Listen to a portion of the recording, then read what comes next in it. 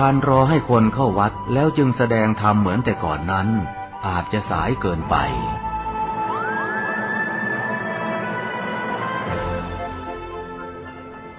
เราควรใช้สื่อนำธรรมะเข้าไปให้ถึงภายในบ้านโรงเรียนองค์กรต่างๆให้มากที่สุดการใช้สื่อจะทำให้ผ่อนแรงและประหยัดทั้งคนและเวลาเทศนาผ่านสื่อเพียงคนเดียวเสมือนเราเนรมิตนักเผยแผ่ได้เป็นหมื่นเป็นแสนนักเผยแผ่นั้นนอกจากอบรมตามหลักสูตรธรรมดาเพื่อให้ได้วุฒิบัตรรับรองแล้วพึงอบรมเรื่องการเทศนาการเขียนการค้นคว้าซึ่งอาจจะเป็นเรื่องเฉพาะตัวแต่ก็สามารถฝึกขึ้นมาได้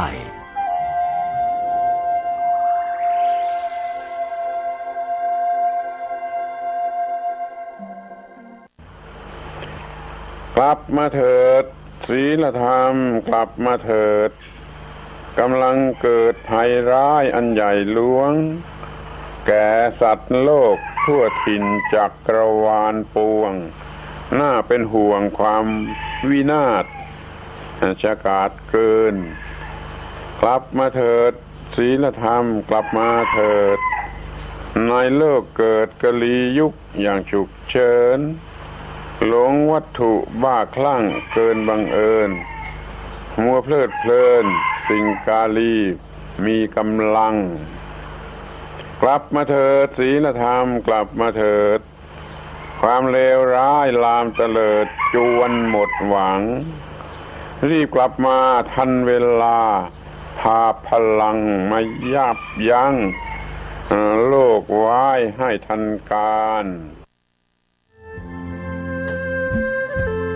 ข่าวสารเพื่อการประชาสัมพันธ์ด้วยทางสถานีวิทยุพระพุทธศาสนาเพื่อการศึกษาและวัฒนธรรม FM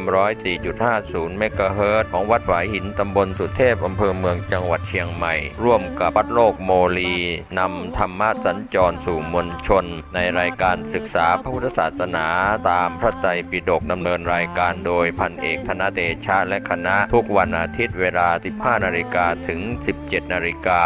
ท่านที่จะ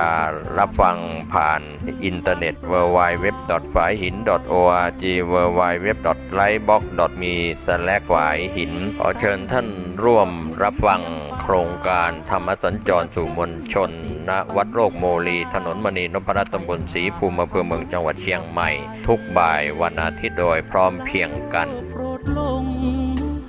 ปลงยามคุณร้อนใจกราบพระพุทธครั้งใด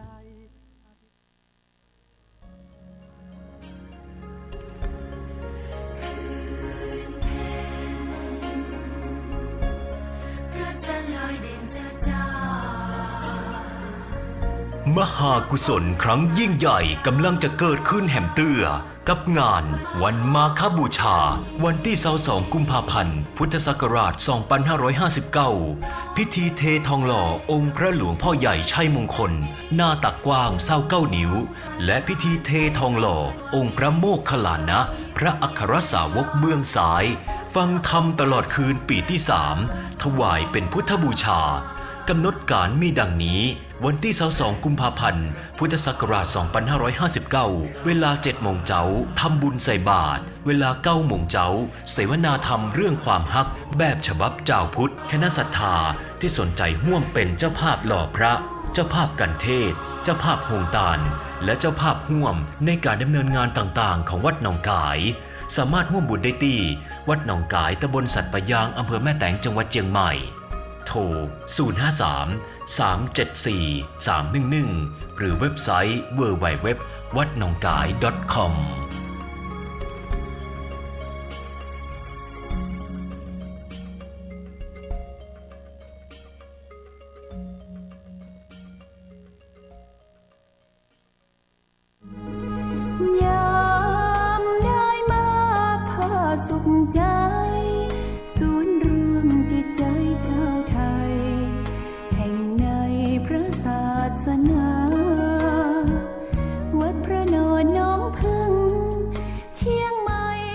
ขอเชิญสาธุชนชาวพุทธได้มากราบไหว้ขอพรมงคลศักดิ์สิทธิ์แห่งวัดพระนอนหนองพึ่งตำบลหนองพึ่งอำเภอสารพีจังหวัดเชียงใหม่เชิญชมพิพิธภัณฑ์ ชัยศีลพุทธพิรักษ์ของเก่าแก่ที่อนุรักษ์ไว้ให้ลูกหลานกราบขอพรพระนอนพระพุทธรูปปางไสยญาติพระพุทธรูปปางมารวิชัยพระเจ้าทันใจเพื่อเป็นสิริมงคลกุศลแด่ชีวิตและครอบครัวจะมีแต่ความสุขความเจริญ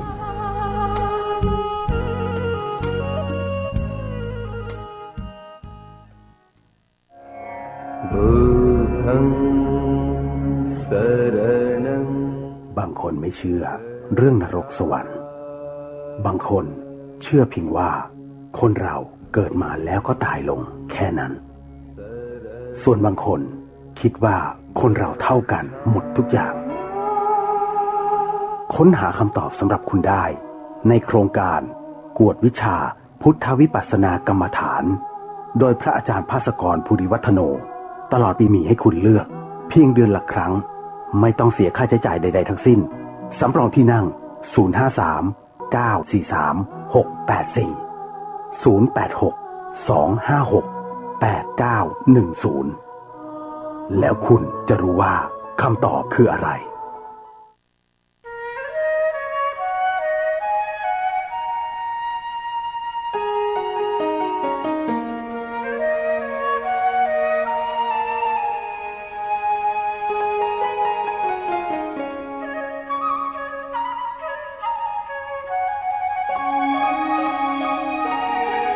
โลกนี้นี่ดูยิ่งดูยอกย้อ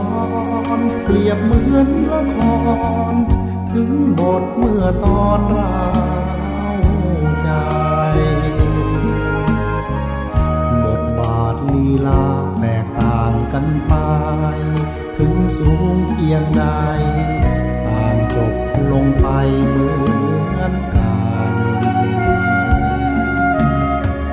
เกิดมาต้องตายร่างกายผู้พังผู้คนเขาชังคิดยิ่งระวังไว้วันต่างเกิดกันมาร่วมโลกเดียวกันคือผิวช่างกันบ้างเหยียดหยามกันเหลือเกินโลกนี้คือละครบทบาทบางตอนชีวิตยอกย้อนยับเยินชีวิตบางคนรุ่งเรืองจำเริญแสนเพลินเหมือนเดินอยู่บนหนทางวิมานโลกนี้นี่ดูยิ่งดูเศร้าใจชั่วชีวิตวัยหมุนเปลี่ยนพันไปเหมือนมาปิดฉากเรื่องร้องผุดพองตราการครั้นแล้วไม่นานเปิดผ่านเป็นความเศร้าใจ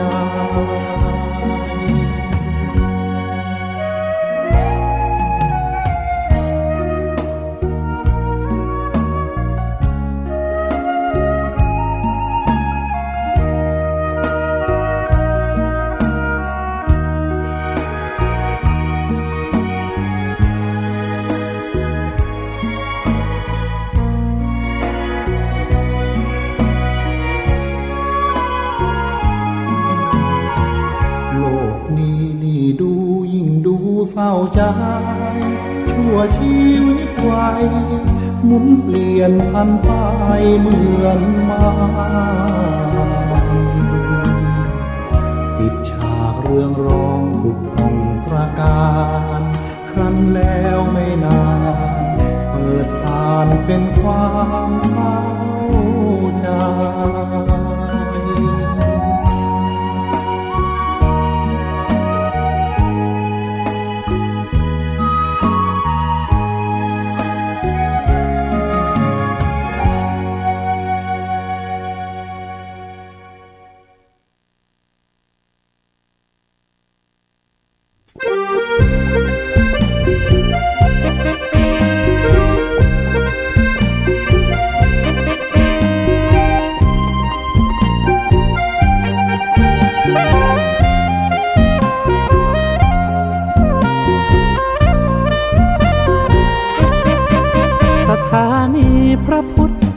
สนา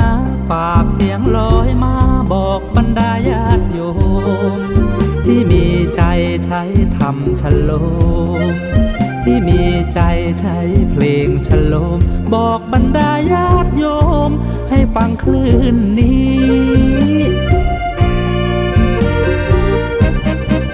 สถานีตั้งไม่ไกลไม่ไกลตั้งอยู่ทั่วเมืองไทยชวนคนไปทำดีเชิญฟังกันทั้งวันดีเจสร้างสรรค์พากันสุขีใครอยากฟังธรรมเชิญทางนี้ใครอยากฟังธรรมเชิญทางนี้หรืออยากฟังเพลงดีๆเปิดคลื่นนี้นะคุณสถานีพระพุทธศาสนาฝากเพลงลอยมาย้ำชาวพุทธสร้างบุญธรรมะจะติดตามตัวคุณธรรมะจะชี้นำใจคุณพิสุทรงค์ท่านหนุนไว้ให้คุณมาสานสถานีที่ล้ำค่าชี้นำธรรมะเพิ่มปัญญาแตกฉานสอบถามธรรมะข้อใดเชิญลองถามไทยเรื่องที่อยากถามมีธรรมสลับกับเพลงเพราะมีธรรมสลับกับเพลงเพราะและดีเจชอละไว้เป็นเพื่อนคุณท่านผู้ฟังที่เคารพในส่วนของรายการสมดุลโลกสมดุลธรรมวันนี้ผมกาเศรษฐ์เพชรสำริดบรรณาธิการข่าวก้าวหน้านิวผู้ดำเนินรายการนะครับก็เป็นส่วนที่เราจะได้นำเรื่องราวของธรรมะและก็ฝ่ายเรื่องราวต่างๆของฝ่ายบ้านเมืองผสมผสานกันในรายการสมดุลโลกสมดุลธรรมนำเสนอวันจันทร์ถึงวันศุกร์นะครับวันจันทร์วันอังคารวันพุธแล้วก็วันศุกร์นั้นออกอากาศในช่วงเวลา 9 นาฬิกาถึง 10 นาฬิกาวันพฤหัสบดีก็ออกอากาศในช่วงเวลา 11 นาฬิกาถึง 12 นาฬิกาทางสถานีวิทยุพระพุทธศาสนาเพื่อการศึกษาและวัฒนธรรม FM 104.50 เมกะเฮิรตซ์วันนี้ถึงเวลาแล้วก็ขอเชิญท่านเข้าสู่รายการสมดุลโลกสมดุลธรรม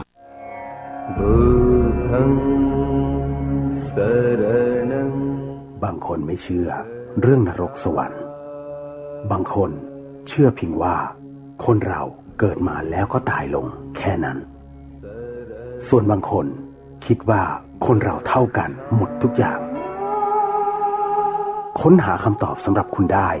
ในโครงการกวดวิชาพุทธวิปัสสนากรรมฐานโดยพระอาจารย์ภาสกรภูริวัฒโนตลอดปีมีให้คุณเลือกเพียงเดือนละครั้งไม่ต้องเสียค่าใช้จ่ายใดๆทั้งสิ้นสำรองที่นั่ง053 943 684 086 256 8910แล้วคุณจะรู้ว่าคำตอบคืออะไร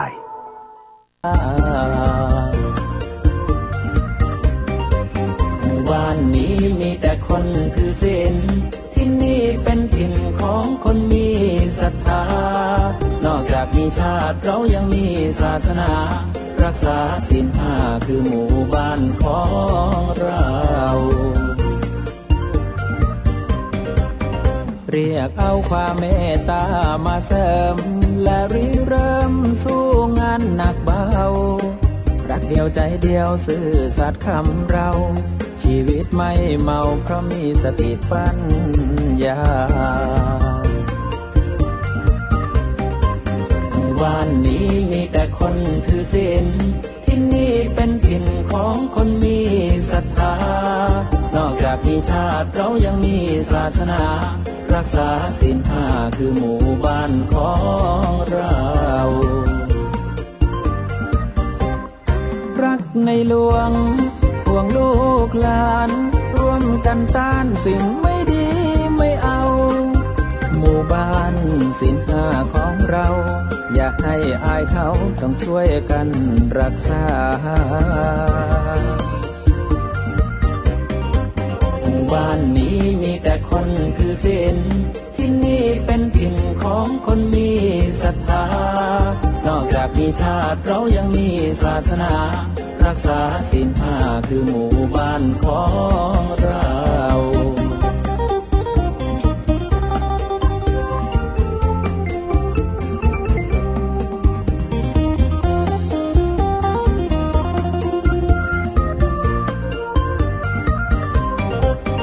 ไม่เอาความโหดร้ายทุกชนิด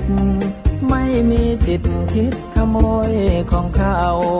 ผิดทางเพศละมดเท็จไม่เอาสุรายาเมาเราทุกคนขอลาหมู่บ้านนี้มีแต่คนถือศีลที่นี่เป็นถิ่นของคนมีศรัทธานอกจากมีชาติเรายังมีศาสนารักษาศีลห้าคือหมู่บ้านของเราเรียกเอาความเมตตามาเสริมและริเริ่มสู้งานหนักเบารักเดียวใจเดียวซื่อสัตย์คำเราชีวิตไม่เมาเพราะมีสติปัญญาหมู่บ้านนี้มีแต่คนถือศีลที่นี่เป็นถิ่นของคนมีศรัทธานอกจากมีชาติเรายังมีศาสนารักษาศีลห้าคือหมู่บ้านของเรารักในหลวงห่วงลูกหลานร่วมกันต้านสิ่งไม่ดีไม่เอาหมู่บ้านศีลห้าของเราอย่าให้อายเขาต้องช่วยกันรักษาหมู่บ้านนี้มีแต่คนถือศีลที่นี่เป็นถิ่นของคนมีศรัทธานอกจากมีชาติเรายังมีศาสนารักษาศีลห้าคือหมู่บ้านของเรานอกจากมีชาติเรายังมีศาสนารักษาศีลห้า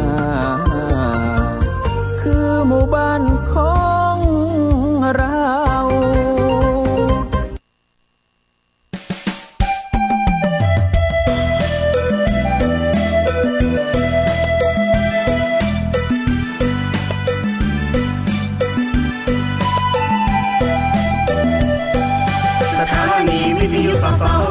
ส่งเสียงเลือนโนดังพอประมาณ FM104.5 กลางวันFM104.5 กลางวันขอเชิญทุกท่านฟังรายการดีอนุวัตไปอำเภอเมืองจึงไม่รุ่งเรืองปุ่มเปลืองแสงสีเป็นวิทยุเพื่อประเพณีเป็นวิทยุเพื่อประเพณีศึกษาวิถีพุทธศาสตร์และศิลป์ส่งเสริมวัฒนธรรมกันดีๆทั้งนั้นสุขสันต์ชีวิน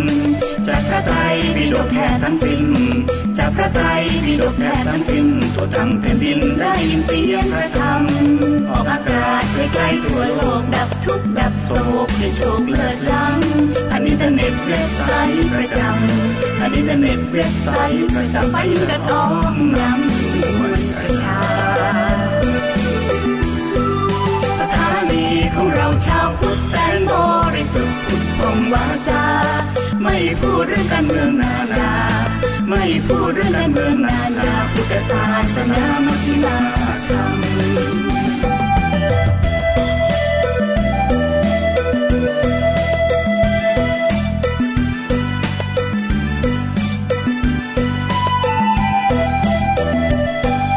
สถานีวิทยุสสวส่งเสียงเลือนโนดังพอประมาณ FM104.5 กลางวัน FM104.5 กลางวันขอเชิญทุกท่านฟังรายการดีอนุวัตไปอำเภอเมืองจึงไม่รุ่งเรืองปุ่มเปลืองแสงสีเป็นวิทยุเพื่อประเพณีเป็นวิทยุเพื่อประเพณีศึกษาวิถีพุทธศาสตร์และศิลป์ส่งเสริมวัฒนธรรมกันดีๆทั้งนั้นสุขสันต์ชีวิน จากพระไตรปิฎกแท้ทั้งสิ้นจากพระไตรปิฎกแท้ทั้งสิ้นทั่วทั้งแผ่นดินได้ยินเสียงพระธรรมออกอากาศไกลๆทั่วโลกดับทุกข์ดับโศกคือโชคเลิศล้ำอันอินเทอร์เน็ตเว็บไซต์ประจำอันอินเทอร์เน็ตเว็บไซต์ประจำไปอยู่กับน้องยำส่วนประชาสถานีของเราชาวพุทธแสนบริสุทธิ์ทุกตรงวาจาไม่พูดเรื่องการเมืองนานาไม่พูดเรื่องการเมืองนานาพุทธศาสนามัชฌิมาธรรม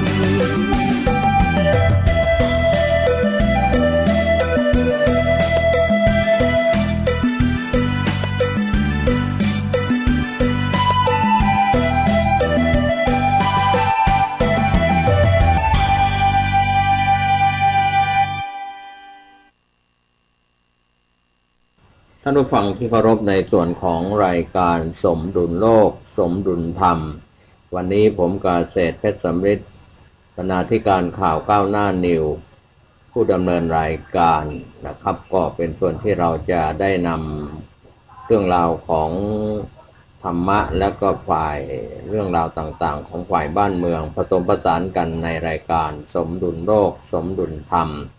นำเสนอวันจันทร์ถึงวันศุกร์นะครับวันจันทร์วันอังคารวันพุธและก็วันศุกร์นั้นออกอากาศในช่วงเวลา 9 นาฬิกาถึง 10 นาฬิกาวันพฤหัสบดีก็ออกอากาศในช่วงเวลา 11 นาฬิกาถึง 12 นาฬิกาทางสถานีวิทยุพระพุทธศาสนาเพื่อการศึกษาและวัฒนธรรม FM 104.50 เมกะเฮิรตซ์วันนี้ถึงเวลาแล้วก็ขอเชิญท่านเข้าสู่รายการสมดุลโลกสมดุลธรรมข่าวสารเพื่อการประชาสัมพันธ์ด้วยทางวัดพระธาตุดอยอุบแก้วจามเทวีตำบลฮอดอำเภอฮอดจังหวัดเชียงใหม่จัดงานทำบุญบรรจุเสาหลักเมืองฮอดถวายเจดีย์และพญานาคระหว่างวันที่ 21 ถึง 23 กุมภาพันธ์ พุทธศักราช 2559 ณ วัดพระธาตุดอยอุบแก้วจามเทวี 21 กุมภาพันธ์ 20:30 นาทีพิธีสวดเบิกเทศนาธรรมและก็สวดมนต์สัน 22 กุมภาพันธ์ 7:30 นาทีทำบุญตักบาตรถวายเจดีย์ 9:30 นาทีมีขบวนแห่ช้างม้าและเสาหลักเมืองฮอดรอบเมืองฮอดใหม่บ้านท่าข้าม 13:40 นาทีมีขบวนแห่ช้างม้าและเสาหลักเมืองฮอดรอบเมืองฮอดเก่าบ้านแควมะกอกบ้านแพะดินแดง 20:50 นาทีมีมหรสพสมโภชซอปีพาทย์กลองวงตลอดงาน 23 กุมภาพันธ์ 2559 7:30 นาทีทำบุญตักบาตร 9:09 นาทีประกอบพิธีเจริญพุทธมนต์ 10:09 นาทีบรรจุเสาหลักเมืองฮอดโดยพระเดชพระคุณพระธรรมมังคลาจารย์หลวงปู่ทองสิริมังคโรที่ปรึกษาเจ้าคณะภาค 7 10:30 นาทีพระสงฆ์อนุโมทนาเป็นเสร็จพิธีก็ขอเชิญชวนท่านร่วมงานทำบุญ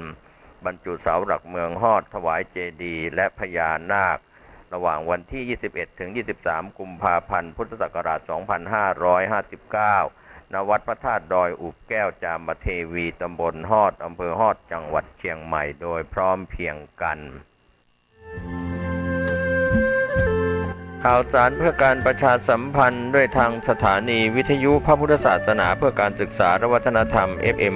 104.50 เมกะเฮิรตซ์ของวัดฝายหินตำบลสุเทพอำเภอเมืองจังหวัดเชียงใหม่ร่วมกับวัดโลกโมลีนำธรรมะสัญจรสู่มวลชนในรายการศึกษาพระพุทธศาสนาตามพระไตรปิฎกดำเนินรายการโดยพันเอกธนเดชะและคณะทุกวันอาทิตย์เวลา 15 นาฬิกาถึง 17 นาฬิกาเริ่มวันอาทิตย์ที่ 6 ธันวาคม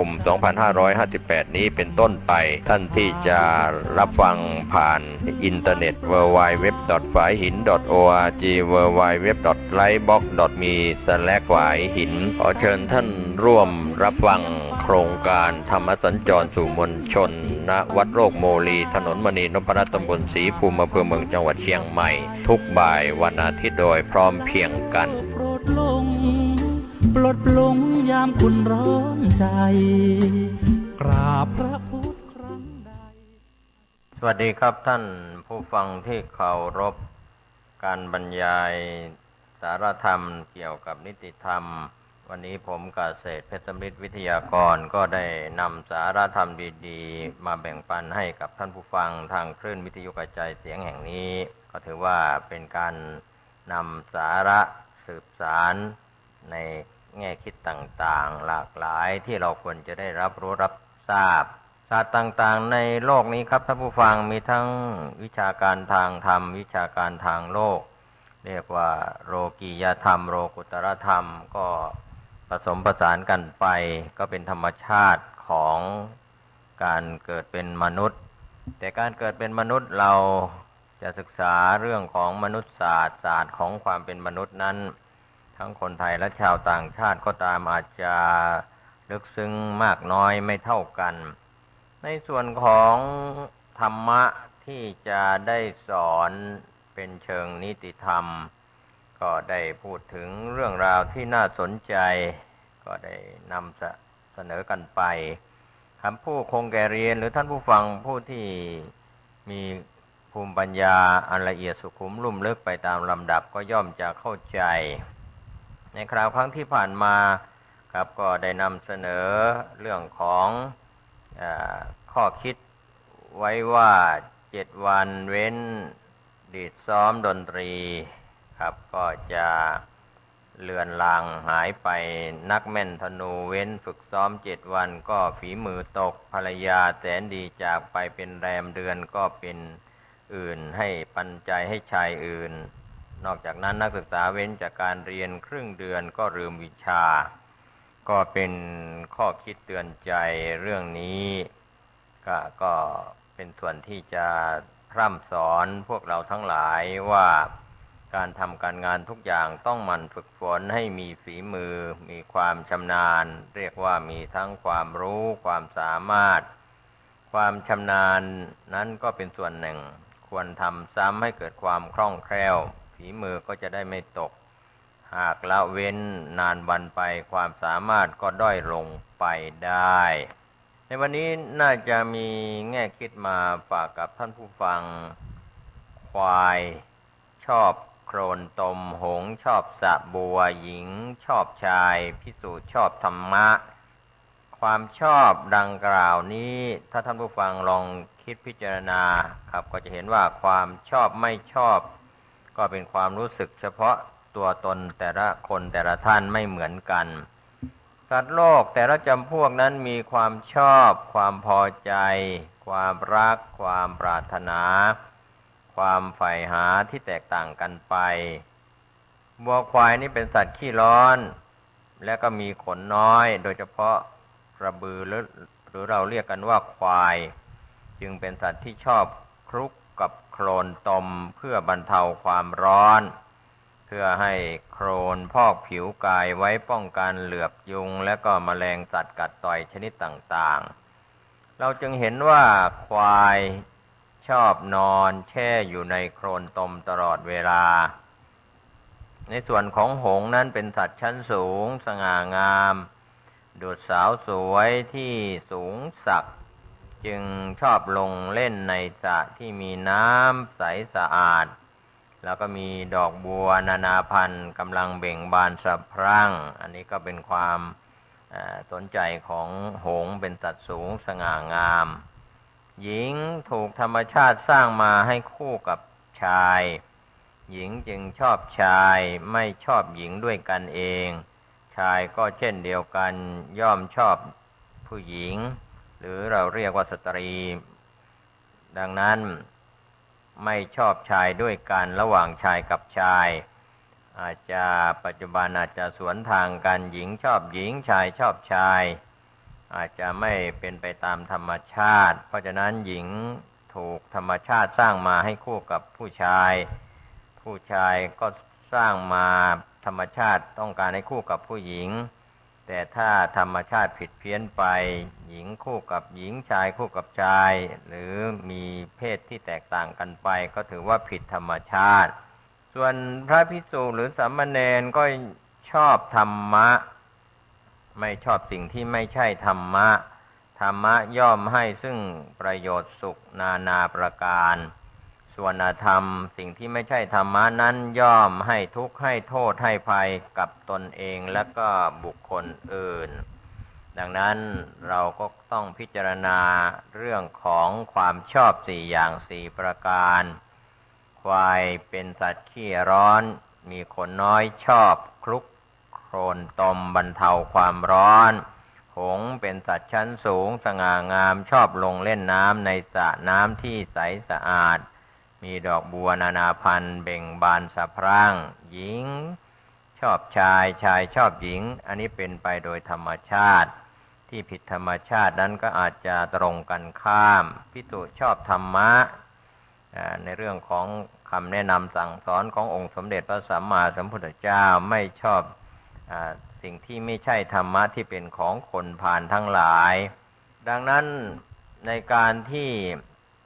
เราจะมาพิจารณาอีกเรื่องหนึ่งก็คือควรชมอาหารที่ย่อยไปแล้วควรชมภรรยาผู้ร่วงวัยสาวแล้ว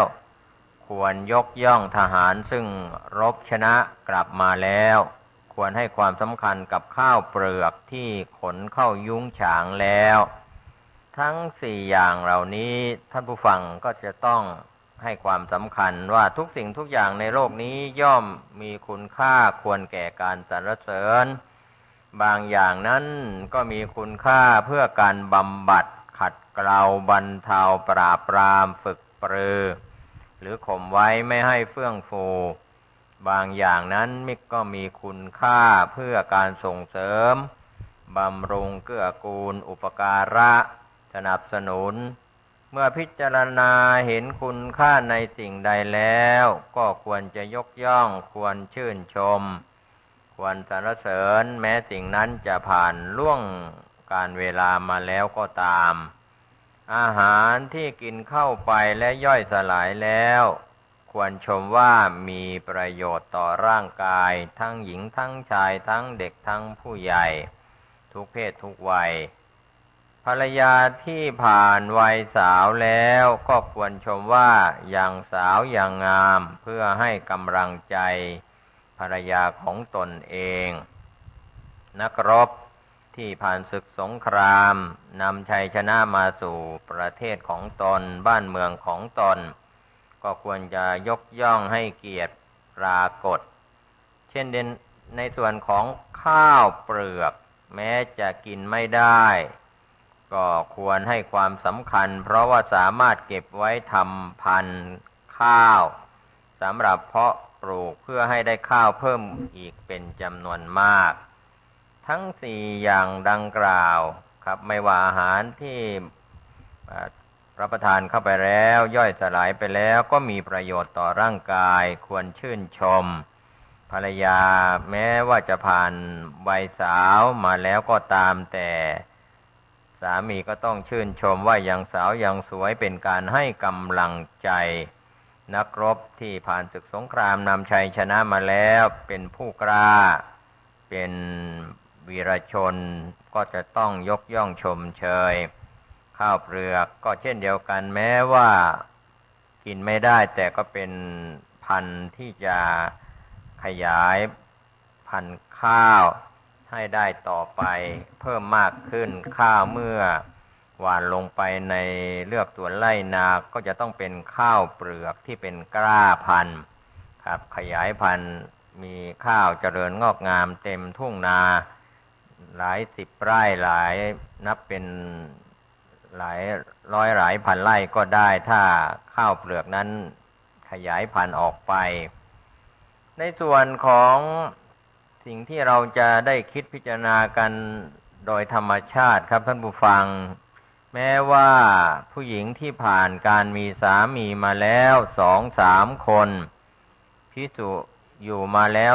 2-3 วัดนกผ่านบ่วงมาแล้ว 2-3 ครั้งล้วนมีเล่ห์เหลี่ยมมากครับก็เป็นข้อคิดที่เราท่านผู้ฟังจะเป็นจริงมากน้อยเท็จจริงอย่างไรก็ใช้วิจารณญาณว่าสิ่งที่ผ่านมาแล้วผ่านมาอีกหลายครั้งหลายคราเรียกว่ามากครั้งมากคราว สิ่งนั้นย่อมมีความคุ้นเคยมีความประทับใจมากกว่าสิ่งอื่นก็ต้องการจะให้ได้สิ่งนั้นอีกเมื่อไม่ได้ด้วยดีก็ใช้เล่ห์เหลี่ยมมารยาเพื่อให้ได้มาตามประสงค์ดังนั้นเราจะดูตัวอย่างที่เห็นในปัจจุบันได้อย่างชัดเจนว่าหญิงที่เคยมีสามีมาแล้วหลายคนเมื่อไม่ได้รับความประทับใจก็ต้องการหาสามีคนใหม่ไปเรื่อยๆเห็นชายใดมีฐานะมีการงานการเงินดีก็ใช้มารยาสาไถทำให้หลงไหลหญิงเช่นนี้มีเล่ห์เหลี่ยมมีมารยามากบุรุษใดหลงไหลรับไว้เป็นภรรยาก็จะถูกปอกลอกจนหมดตัวอันนี้ก็เป็นคำสอนที่ชายถูกสอนไว้โบราณผู้สูงอายุผู้เฒ่าผู้แก่หรือบัณฑิตได้สอนไว้การที่หญิงนั้นมีสามีมากหลายคนผ่านมาแล้วหลายชายก็ต้องระมัดระวังเพราะว่าเล่ห์เหลี่ยมผ่านชายมามากก็เช่นเป็นตัวอย่างที่จะทำได้กับคนที่ได้ถูกหมายปองก็หวังเรื่องทรัพย์เรื่องมารยาเล่ห์เหลี่ยมที่จะใช้ปอกลอกจนหมดตัวได้ในส่วนของผู้ทรงศีลก็คือพระภิกษุสามเณรที่เคยเป็นเจ้าอาวาสมาหลายสำนักหลายวัดหลายแห่งก็เหลี่ยมจัดก็จะยักยอกของสงฆ์มาเป็นของตนจับไม่ได้ไล่ไม่ทันหลอกคนไปทั่วบ้านทั่วเมืองเที่ยวเรี่ยไรบอกบุญสร้างนั่นสร้างนี่เมื่อได้เงินได้ทองเข้าของมาแล้วก็ใช้จ่ายหาความสะดวกใส่ตัวศรัทธาสาธุชนประชาชนที่มีศรัทธาประจำวัดดังกล่าวหรือวัดนั้นๆก็ต้องควรระมัดระวังท่านเจ้าวาดประเภทดังกล่าวผ่านมาแล้วหลายวัดหลายแห่งก็ต้องระมัดระวังเล่ห์เหลี่ยมจัดนกที่เคยเอาตัวรอดพ้นจากบ่วงแล้วของนายพรานมาหลายครั้งแล้วก็ยากที่จะวางกับดักให้ติดได้เพราะรู้จักหลบเป็นปีกรู้จักหลีกเป็นหางเรียกว่าเอาตัวรอดไปได้สิ่งทั้งสามดังกล่าวนี่ครับท่านผู้ฟังถ้าเราจะมองว่าหญิงเคยมีสามีหลายคนดีไม่ดีอย่างไรทำไมผู้เฒ่าผู้แก่ผู้สูงอายุโบราณอาจารย์บัณฑิตทำไมสอนว่าในการที่สามีของหญิงนั้นถ้าผ่านชายมามากก็จะเกิดข้อกังวลว่าชายที่เคยผ่านมาตั้งแต่ชายคนแรกจนถึงชายที่สุดในที่อยู่ในปัจจุบันนั้นจะได้รับความประทับใจคนใดเมื่อไม่ประทับใจคนแม้จะเป็นคนล่าสุดผ่านมากี่ชายก็ตามก็จะแสวงหาชายใหม่ที่มีฐานะมีการงานการเงินดีเพื่อให้หลงไหลหญิงเช่นนี้ถือว่า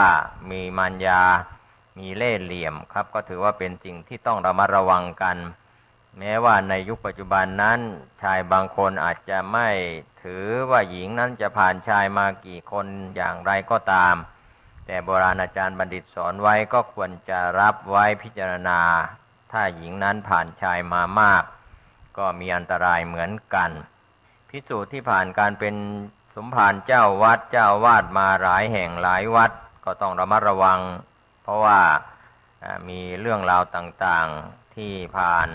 การเป็นเจ้าวาดมาทำไมการเป็นสมภารเจ้าวัดเป็นเจ้าวาดทำไมไม่ได้อยู่วัดใดวัดหนึ่งที่มั่นคงแน่นอนจนถึงแก่มรณภาพไปในวัดนั้นๆย้ายวัดเป็นว่าเล่นครับจากวัดนี้ไปอยู่เป็นเจ้าวาดวัดนั้นย้ายไปย้ายมาอันนี้ก็เป็นข้อเตือนศรัทธาของพี่น้องประชาชนชาวพุทธทั้งหลายก็ต้องระมัดระวังดูพฤติกรรมของท่านเจ้าวาดที่ชอบย้ายวัดครับไว้เป็นตัวอย่างด้วยก็นกที่ว่าเคยผ่านการหลุดรอดจากบ่วงของนายพรานเนี่ยก็เป็นสิ่งที่ว่ามีความฉลาดก็เรียกว่ารู้หลบรู้หลีกได้จึงรอดตายมาอย่างมาก มายหลายครั้งหลายคราก็ถือว่าเป็นส่วนหนึ่งที่เรานำมาเป็นแง่คิดเช่นเดียวกันในการที่จะปราบปรามคนชั่วด้วยการโบยตีปราบมิตรชั่วด้วยการไม่เจรจาไม่ปราศัยไม่พูดด้วยปราบภรรยาด้วยการไม่มอบทรัพย์สมบัติให้ปราบคนที่มีคนแก่ที่มีความกำหนัดด้วยการให้ลดอาหารก็คงไม่ใช่สิ่งที่เป็นการปราบปรามจะถูกต้องหรือไม่อย่างไร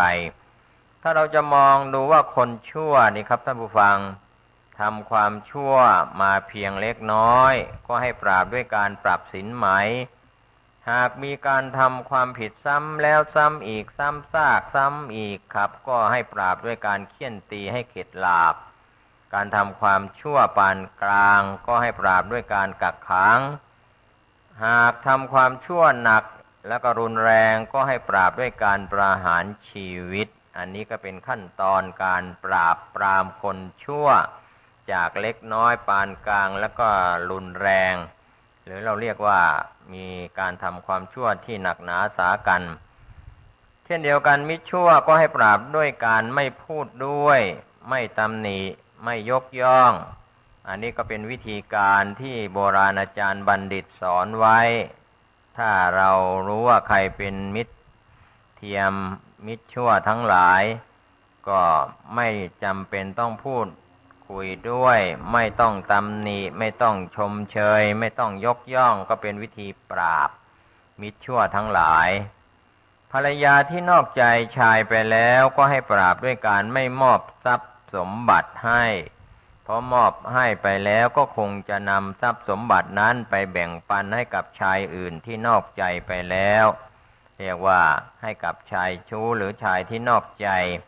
ปัจจุบันจะใช้ศัพท์ว่าเป็นกิ๊กกันหรือจะเป็นชู้กันหรือจะเป็นอะไรก็แล้วแต่ชายอย่างนั้นก็เรียกว่าภรรยาที่นอกใจสามีไปแล้วคนแก่ที่มีความกำหนัดกล้าก็ปราบด้วยการ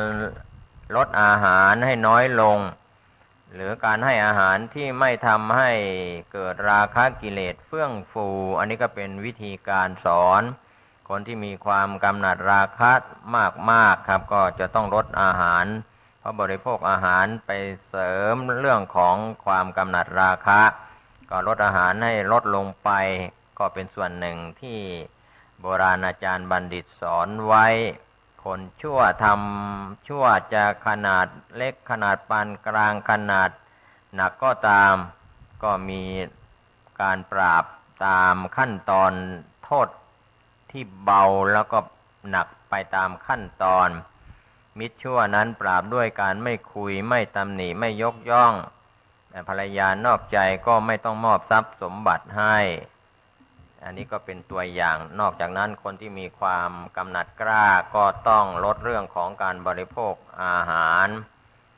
ในส่วนที่เราจะได้คิดพิจารณากันในส่วนของธรรมะว่าดวงจันทร์ถ้าขาดราตรีรองรับทะเลขาดละลอกคลื่นสะบกกรณีขาดหงส์หญิงขาดสามีย่อมไม่งามก็เป็นข้อคิดกับท่านผู้ฟังว่าสิ่งที่ธรรมชาติสร้างมาให้คู่กันหากขาดคู่แล้วย่อมไม่งามเท่าที่ควรดวงจันทร์เนี่ยที่ลอยเด่นอยู่บนท้องฟ้าหากเป็นยามเวลากลางวันก็จะดูซีดเซียวไม่ผ่องใสดูไม่งามหากดวงจันทร์ในช่วงกลางคืนก็จะดูโดดเด่นสดใสมีความเยือกเย็นดูสบายตาสบายใจฉะนั้นกลางคืนจึงมีส่วนช่วยให้ดวงจันทร์ลอยเด่นงดงามในช่วงกลางคืนทะเลก็เช่นเดียวกันหากขาดเสียงละลอกคลื่นสงบเงียบก็ดูไม่เป็นที่น่าสนใจของทะเลเมื่อส่งเสียงมีละลอกคลื่นอยู่ก็จะดูงามและก็น่าเกรงขามสะบกกรณีก็เช่นเดียวกันครับท่านผู้ฟังมีน้ำที่ใสสะอาดจนมองเห็นหมู่ปลาแล้วก็บัวนานาชนิดดอกบัวที่บานสะพรั่งรอรับแสงพระอาทิตย์ท่ามกลางสายหมอก เมื่อไม่มีหงส์หนุ่มสาวร่อนลงมาในสระนั้นแล้วร่ายรำเกี่ยวกันเป็นคู่ก็จะดูไม่งามในสาบกกรณีที่มีน้ำใสสะอาดเช่นเดียวกันหญิงสาวไม่ว่าจะมีหน้าตาสวยสดงดงามสักปานใดแต่ถ้าขาดชายใดหมายปองมาเป็นคู่แสดงว่าขาดคุณสมบัติของกุลสตรีจึงดูไม่งามเท่าที่ควรอันนี้ก็เป็นเรื่องที่โบราณอาจารย์บัณฑิตได้สอนครับดวงจันทร์นี่จะงามยามที่เกิดขึ้นในช่วงเวลากลางคืนเท่านั้นกลางวันก็จะไม่งามทะเลขาดเสียงระลอกคลื่นกระทบฝั่งก็จะไม่งามสาบกกรณีที่สวยงามขาดหงส์ที่มีความสวยงามล่อนลงมาใช้สาบกกรณีก็ไม่งามหญิงสาวขาดชายหมายปองเป็นคู่ก็ไม่งามเรียกว่าขาดกุลสตรีก็เป็นข้อคิดก็คงไม่ได้เฉพาะเจาะจงเรื่องของหญิงและชายต่างๆก็เป็นข้อคิดไว้ส่วนหนึ่งซึ่งเราจะได้คิดพิจารณาในส่วนของสถาบันครอบครัวก็คือคนที่ทำหน้าที่สามีเป็นผู้หาทรัพย์ภรรยาเป็นผู้เก็บหอมรอมริบรักษาทรัพย์ไว้ฝ่ายชายเป็นผู้นำฝ่ายหญิงเป็นผู้ตามเหมือนได้ในรูเข็มโบราณอาจารย์บัณฑิตกล่าวไว้เช่นนี้ก็ต้องการจะชี้ให้เราท่านทั้งหลายได้รู้จักหน้าที่ของความเป็นสามีเป็นภรรยารู้หน้าที่รู้สถานภาพของ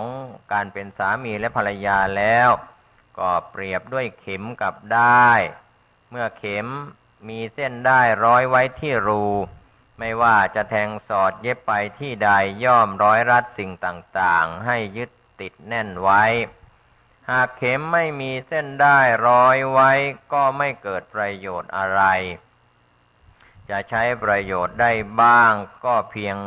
บ่งเส้นหนามออกจากเท้าเท่านั้นเส้นด้ายก็เหมือนกันหากขาดเข็มแทงนำหน้าก็จะไม่เกิดประโยชน์อะไรจะเป็นประโยชน์ก็เพียงผูกสะดือเด็กคลอดใหม่ๆเท่านั้นต้องมีทั้งเข็มต้องมีทั้งด้ายจึงจะใช้สำเร็จ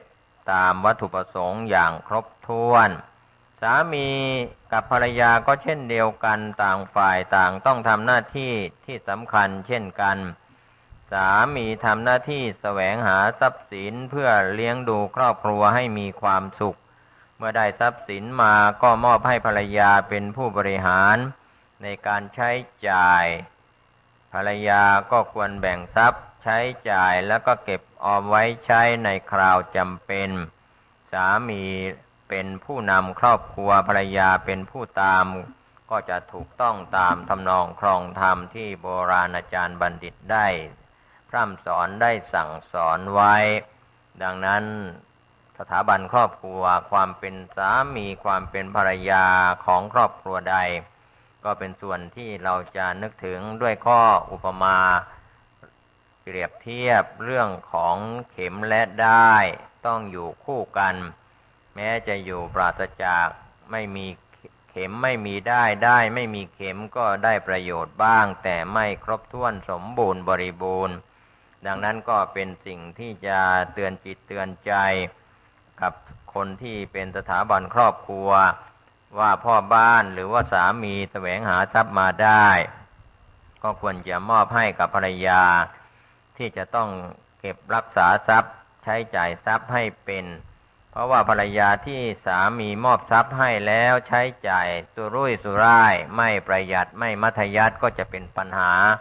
เรียกว่าการหาทรัพย์ของสามีเข้าทางปาก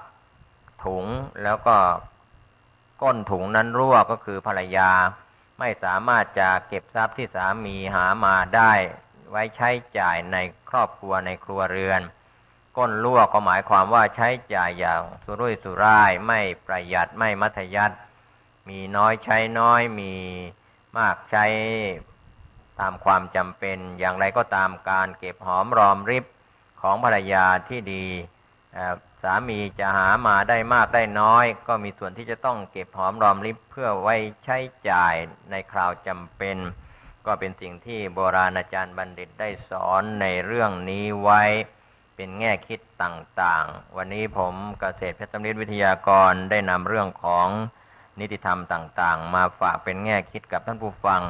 ก็คงจะได้ศึกษาและติดตามเรื่องราวดีๆต่อไปขอทุกคนทุกท่านมีความสุขกายสบายใจรักษาทรัพย์เลี้ยงตนเลี้ยงครอบครัวมีความสุขโดยทั่วหน้ากันสวัสดีครับท่านผู้ฟังที่เคารพในส่วนสัปดาห์ส่งเสริมพระพุทธศาสนาวันมาฆะเวียนมาบรรจบอีกรอบหนึ่งท่านเจ้าคุณประชานาถมุนีเจ้าวาดวัดดอนจันทร์ตำบลทัศรามอำเภอเมืองเชียงใหม่มีธรรมเมตตากล่าวโอวาทคำสอนดีๆดังนี้ขอความสุขสวัสดีจงเกิดแก่ท่านสาธุชนเดือนนี้เป็นเดือนแห่งความดี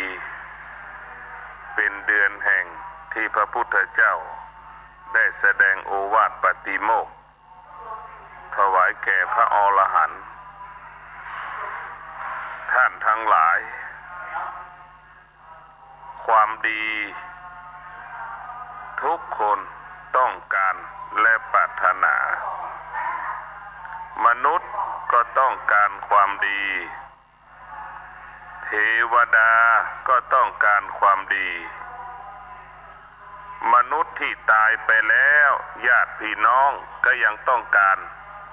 มอบความดีให้กับผู้ที่ได้ล่วงลับดับขันไปแล้วท่านทั้งหลายจะเห็นได้ว่าความดีนั้นเป็นสมบัติหรือเป็นมรดกสิ่งที่มีชีวิตได้แก่มนุษย์แม้กระทั่งวิญญาณทั้งหลายอันได้แก่ญาติบรรพชนที่ตายไปแล้วก็ยังต้องการความดีคำว่าดีนั้น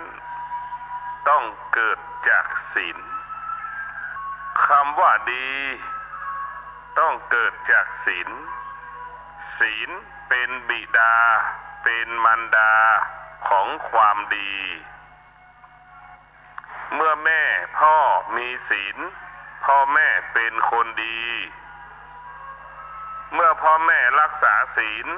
แล้วก็มีลูกออกมาแล้วก็ต้องรักษาศีลลูกก็คือลูกที่ดีศีลแปลว่าปกติเมื่อแม่ปกติลูกก็ปกติ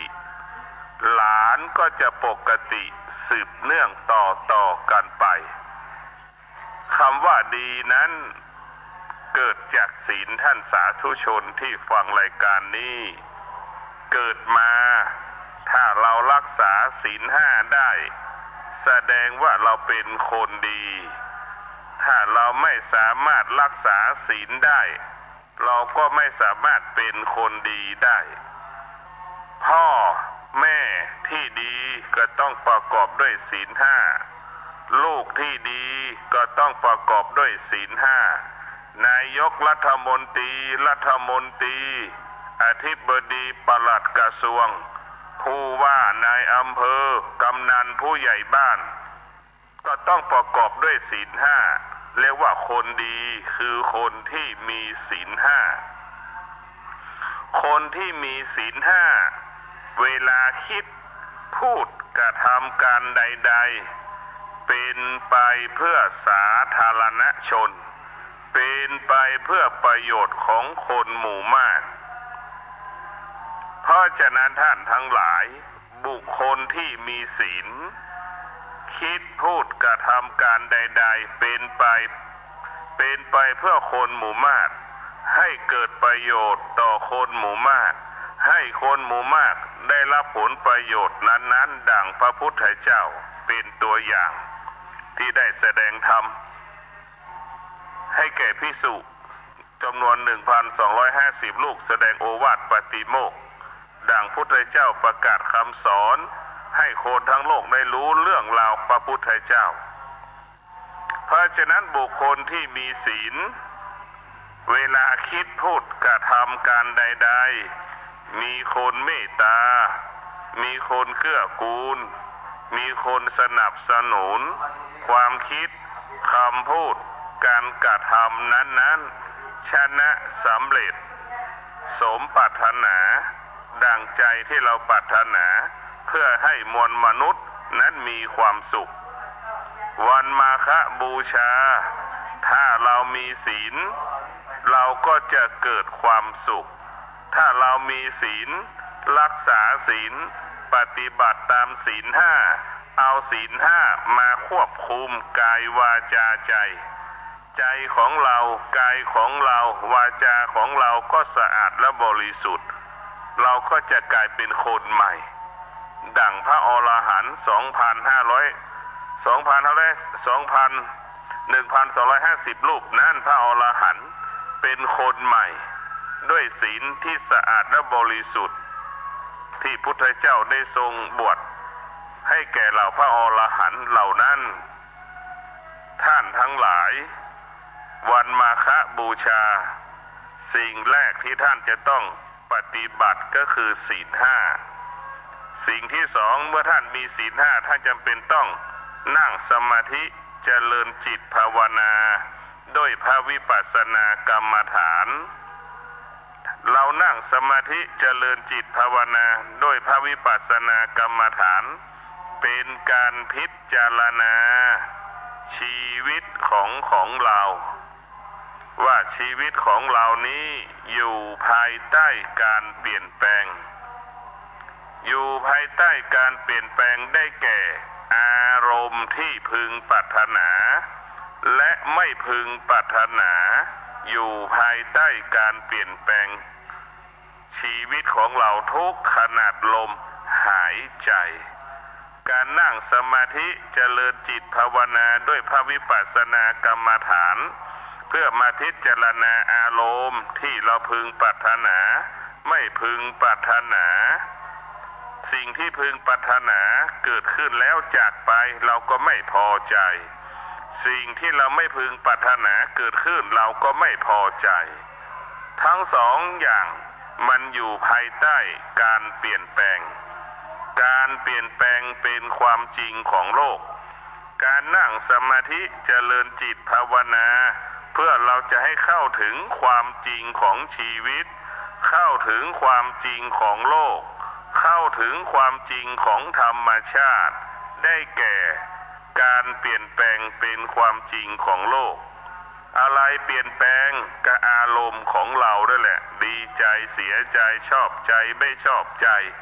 สิ่งเหล่านี้มันเป็นตั้งแต่เราเกิดมาจนถึงณปัจจุบันมันก็ยังเป็นอยู่คงอยู่มีอยู่เพราะเราขาดปัญญาเมื่อเรามีปัญญาเราจะเข้าใจสิ่งเหล่านี้ว่ามันมีอยู่เป็นอยู่เมื่อมันไม่ดีเราก็จะอยู่เหนือมันถ้ามันดีเราก็ต้องส่งเสริมมันเพราะฉะนั้นการดำเนินชีวิตของชาวพุทธในวันมาฆะเราต้องอาศัยศีลสมาธิและปัญญาถ้าเรามีปัญญาแล้วเราจะเข้าใจเข้าถึงความจริงของชีวิตเข้าใจเข้าถึงความจริงของโลกเข้าใจเข้าถึงความจริงของธรรมชาติเมื่อเราเข้าใจเข้าถึงความจริงของโลกของธรรมชาติของชีวิตวันหนึ่งสิ่งเหล่านี้มันเกิดการเปลี่ยนแปลงเราก็สามารถอยู่กับมันได้อย่างเป็นปกติเช่นธรรมชาติร้อนจัดหนาวจัดเนี่ยเย็นจัดเนี่ยถ้าเราเข้าถึงมันเข้าใจมันเราก็ทำให้ชีวิตเรานั้นเป็นชีวิตที่ปกติชีวิตอยู่ได้ด้วยความเข้าใจความเข้าใจจะเกิดขึ้นได้ต้องอาศัยพระวิปัสสนากรรมฐานเป็นตัวชำระล้างกิเลสที่มันครอบงำจิตใจที่มันทำให้เราไม่รู้ที่มันปิดบังที่มันปิดบังมันเป็นอวิชชาที่มันปิดบังความจริงของชีวิตเราเพราะฉะนั้นการนั่งสมาธิเจริญจิตด้วยพระวิปัสสนากรรมฐานเพื่อให้เกิดปัญญาเมื่อเกิดปัญญาเราก็จะเข้าใจว่าโลกใบนี้มันเป็นเช่นนี้ของมันเป็นเช่นนี้ของมันเมื่อเราเข้าใจความจริงของโลกเข้าถึงความจริงของโลกเข้าใจความจริงของชีวิตเข้าถึงความจริงของชีวิต เข้าใจความจริงของธรรมชาติเข้าถึงความจริงของธรรมชาติชีวิตของเราก็อยู่บนโลกนี้ได้อย่างเป็นปกติขอเจริญพร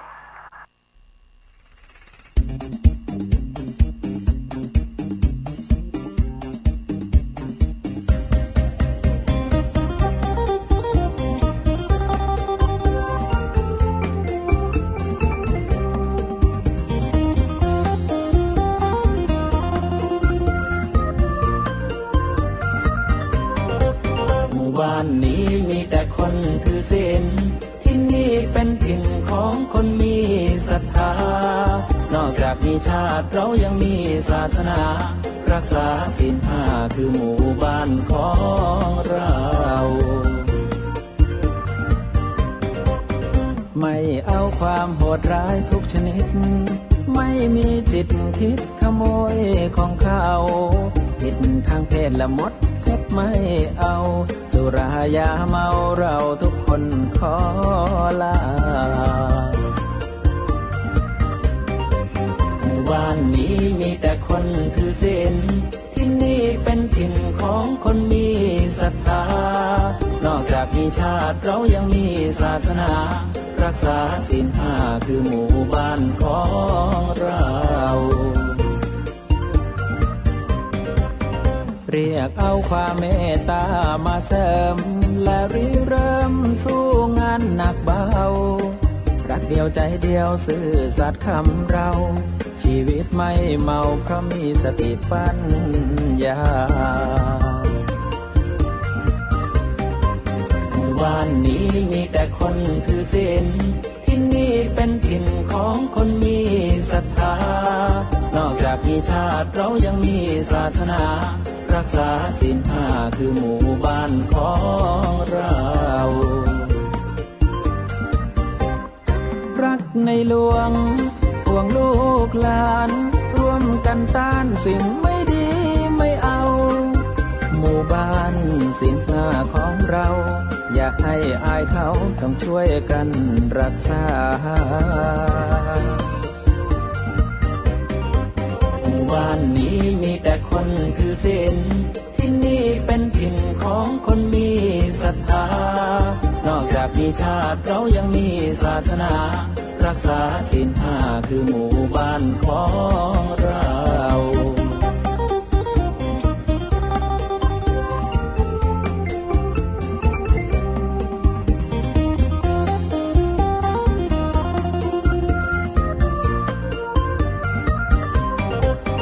ไม่เอาความโหดร้ายทุกชนิด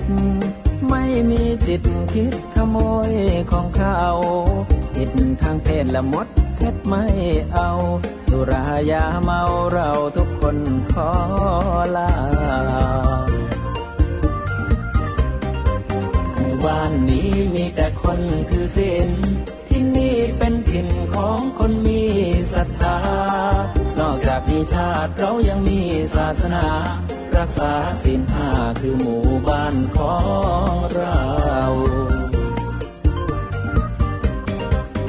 เรียกเอาความเมตตามาเสริมและริเริ่มสู้งานหนักเบารักเดียวใจเดียวซื่อสัตย์คำเราชีวิตไม่เมาเพราะมีสติปัญญาหมู่บ้านนี้มีแต่คนถือศีลที่นี่เป็นถิ่นของคนมีศรัทธานอกจากมีชาติเรายังมีศาสนารักษาศีลห้าคือหมู่บ้านของเรารักในหลวงห่วงลูกหลานร่วมกันต้านสิ่งไม่ดีไม่เอาหมู่บ้านศีลห้าของเราอย่าให้อายเขาต้องช่วยกันรักษาหมู่บ้านนี้มีแต่คนถือศีลที่นี่เป็นถิ่นของคนมีศรัทธานอกจากมีชาติเรายังมีศาสนารักษาศีลห้าคือหมู่บ้านของเรานอกจากมีชาติเรายังมีศาสนารักษาศีลห้าคือหมู่บ้านของ ที่ท่านได้รับฟังจบลงไปแล้วนั้นก็เป็นรายการสมดุลโลกสมดุลธรรม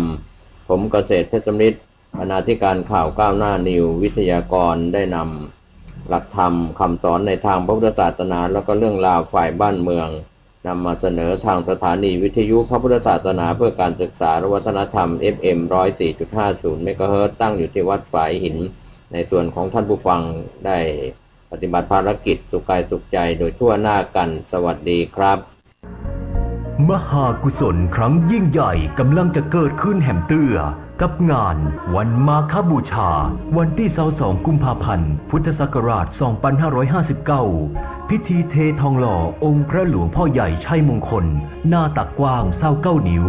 และพิธีเททองหล่อองค์พระโมคคัลลานะพระอัครสาวกเบื้องซ้ายฟังธรรมตลอดคืนปีที่3ถวายเป็นพุทธบูชากำหนดการมีดังนี้วันที่22กุมภาพันธ์พุทธศักราช2559เวลา 7 โมงเช้าทำบุญใส่บาตรเวลา 9 โมงเช้าเสวนาธรรมเรื่องความฮักแบบฉบับ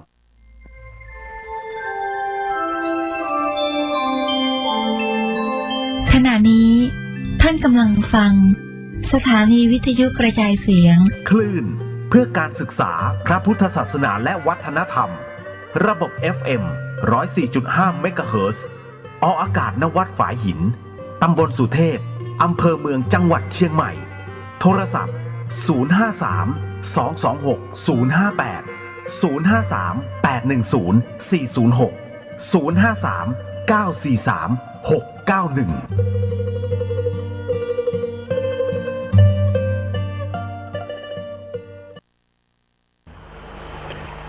กลับมาเถิดศีลธรรมกลับมาเถิดกำลังเกิดภัยร้ายอันใหญ่หลวงแก่สัตว์โลกทั่วถิ่นจักรวาลปวงน่าเป็นห่วงความวินาศชะกาจเกินกลับมาเถิดศีลธรรมกลับมาเถิดในโลกเกิดกลียุคอย่างฉุกเฉินหลงวัตถุบ้าคลั่งเกินบังเอิญมัวเพลิดเพลินสิ่งกาลีมีกำลังกลับมาเถิดศีลธรรมกลับมาเถิดความเลวร้ายลามเตลิดจวนหมดหวังรีบกลับมาทันเวลาพาพลังมายับยั้งโลกไว้ให้ทันการ ข่าวสารเพื่อการประชาสัมพันธ์ด้วยทางสถานีวิทยุพระพุทธศาสนาเพื่อการศึกษาและวัฒนธรรม FM 104.50 เมกะเฮิรตซ์ของวัดฝายหินตำบลสุเทพอำเภอเมืองจังหวัดเชียงใหม่ร่วมกับวัดโลกโมลีนำธรรมะสัญจรสู่มวลชนในรายการศึกษาพระพุทธศาสนาตามพระไตรปิฎกดำเนินรายการโดยพันเอกธนเดชะและคณะทุกวันอาทิตย์เวลา 15 นาฬิกาถึง 17 นาฬิกาท่านที่จะรับฟังผ่านอินเทอร์เน็ต www.faihin.org www.lightbox.me/ฝายหินขอเชิญท่านร่วมรับฟังโครงการธรรมสัญจรสู่มวลชนณวัดโลกโมลีถนนมณีนพรัตน์ตำบลศรีภูมิอำเภอเมืองจังหวัดเชียงใหม่ทุกบ่ายวันอาทิตย์โดยพร้อมเพรียงกันปลดปลงยามคุณร้อนใจกราบพระพุทธครั้งใด9 นาทีประกอบพิธีเจริญพุทธมนต์ 10 นาฬิกา 9 นาทีบรรจุเสาหลักเมืองฮอดโดยพระเดชพระคุณพระธรรมมังคลาจารย์หลวงปู่ทองสิริมังคโรที่ปรึกษาเจ้าคณะภาค 7 10 นาฬิกา 30 นาทีพระสงฆ์อนุโมทนาเป็นเสร็จพิธีก็ขอเชิญชวนท่านร่วมงานทำบุญบรรจุเสาหลักเมืองฮอดถวายเจดีย์และพญานาคระหว่างวันที่ 21 ถึง 23 กุมภาพันธ์ พุทธศักราช 2559 ณ วัดพระธาตุดอยอุบแก้วจามเทวีตำบลฮอดอำเภอฮอดจังหวัดเชียงใหม่โดยพร้อมเพรียงกัน สวัสดีครับท่านผู้ฟังที่เคารพรายการข่าววัดบ้านเสียงธรรมเสียงข่าววันนี้ผมเกษตรเพชรสมิทธิ์บรรณาธิการข่าวก้าวหน้านิวทีมข่าวทีมงานกับการทำหน้าที่สื่อสารมวลชนของพี่น้องสื่อมวลชนในพื้นที่เชียงใหม่ลำพูนภาคเหนือข่าวเด่นข่าวดังในรอบวันสู่ท่านผู้ฟัง ส่งผ่านมายังสถานีวิทยุพระพุทธศาสนาวัดหนองกายตำบลสันปะยางอำเภอแม่แตงจังหวัดเชียงใหม่คลื่น FM 99.75 เมกะเฮิรตซ์ท่านที่รับฟังผ่านเว็บไซต์ www.wadnongkai.com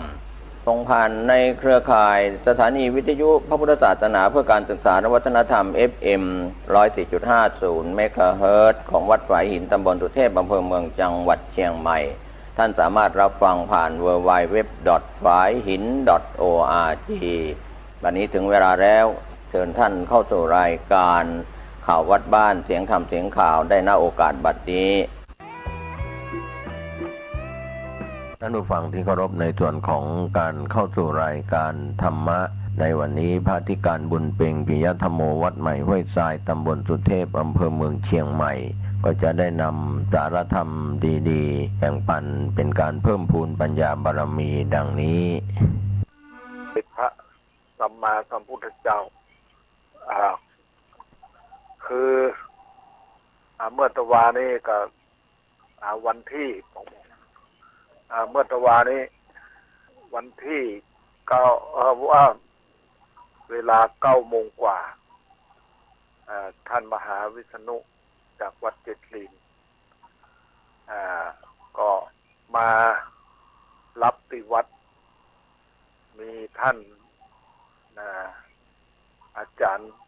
ท่านมหากิจดาเนาะมาครับท่านมหากิจจาวัดโดยสุเทพท่านพระเป็นวัดโดยสุเทพแล้วก็วัดท่านอาจารย์อะไรอย่างว่าที่เวียงพระเป้าวัดแม่ซีดีกันแถวมารับแล้วก็มาที่มาไอ้เนี่ยมาเข้ามาฮอดเขาที่มา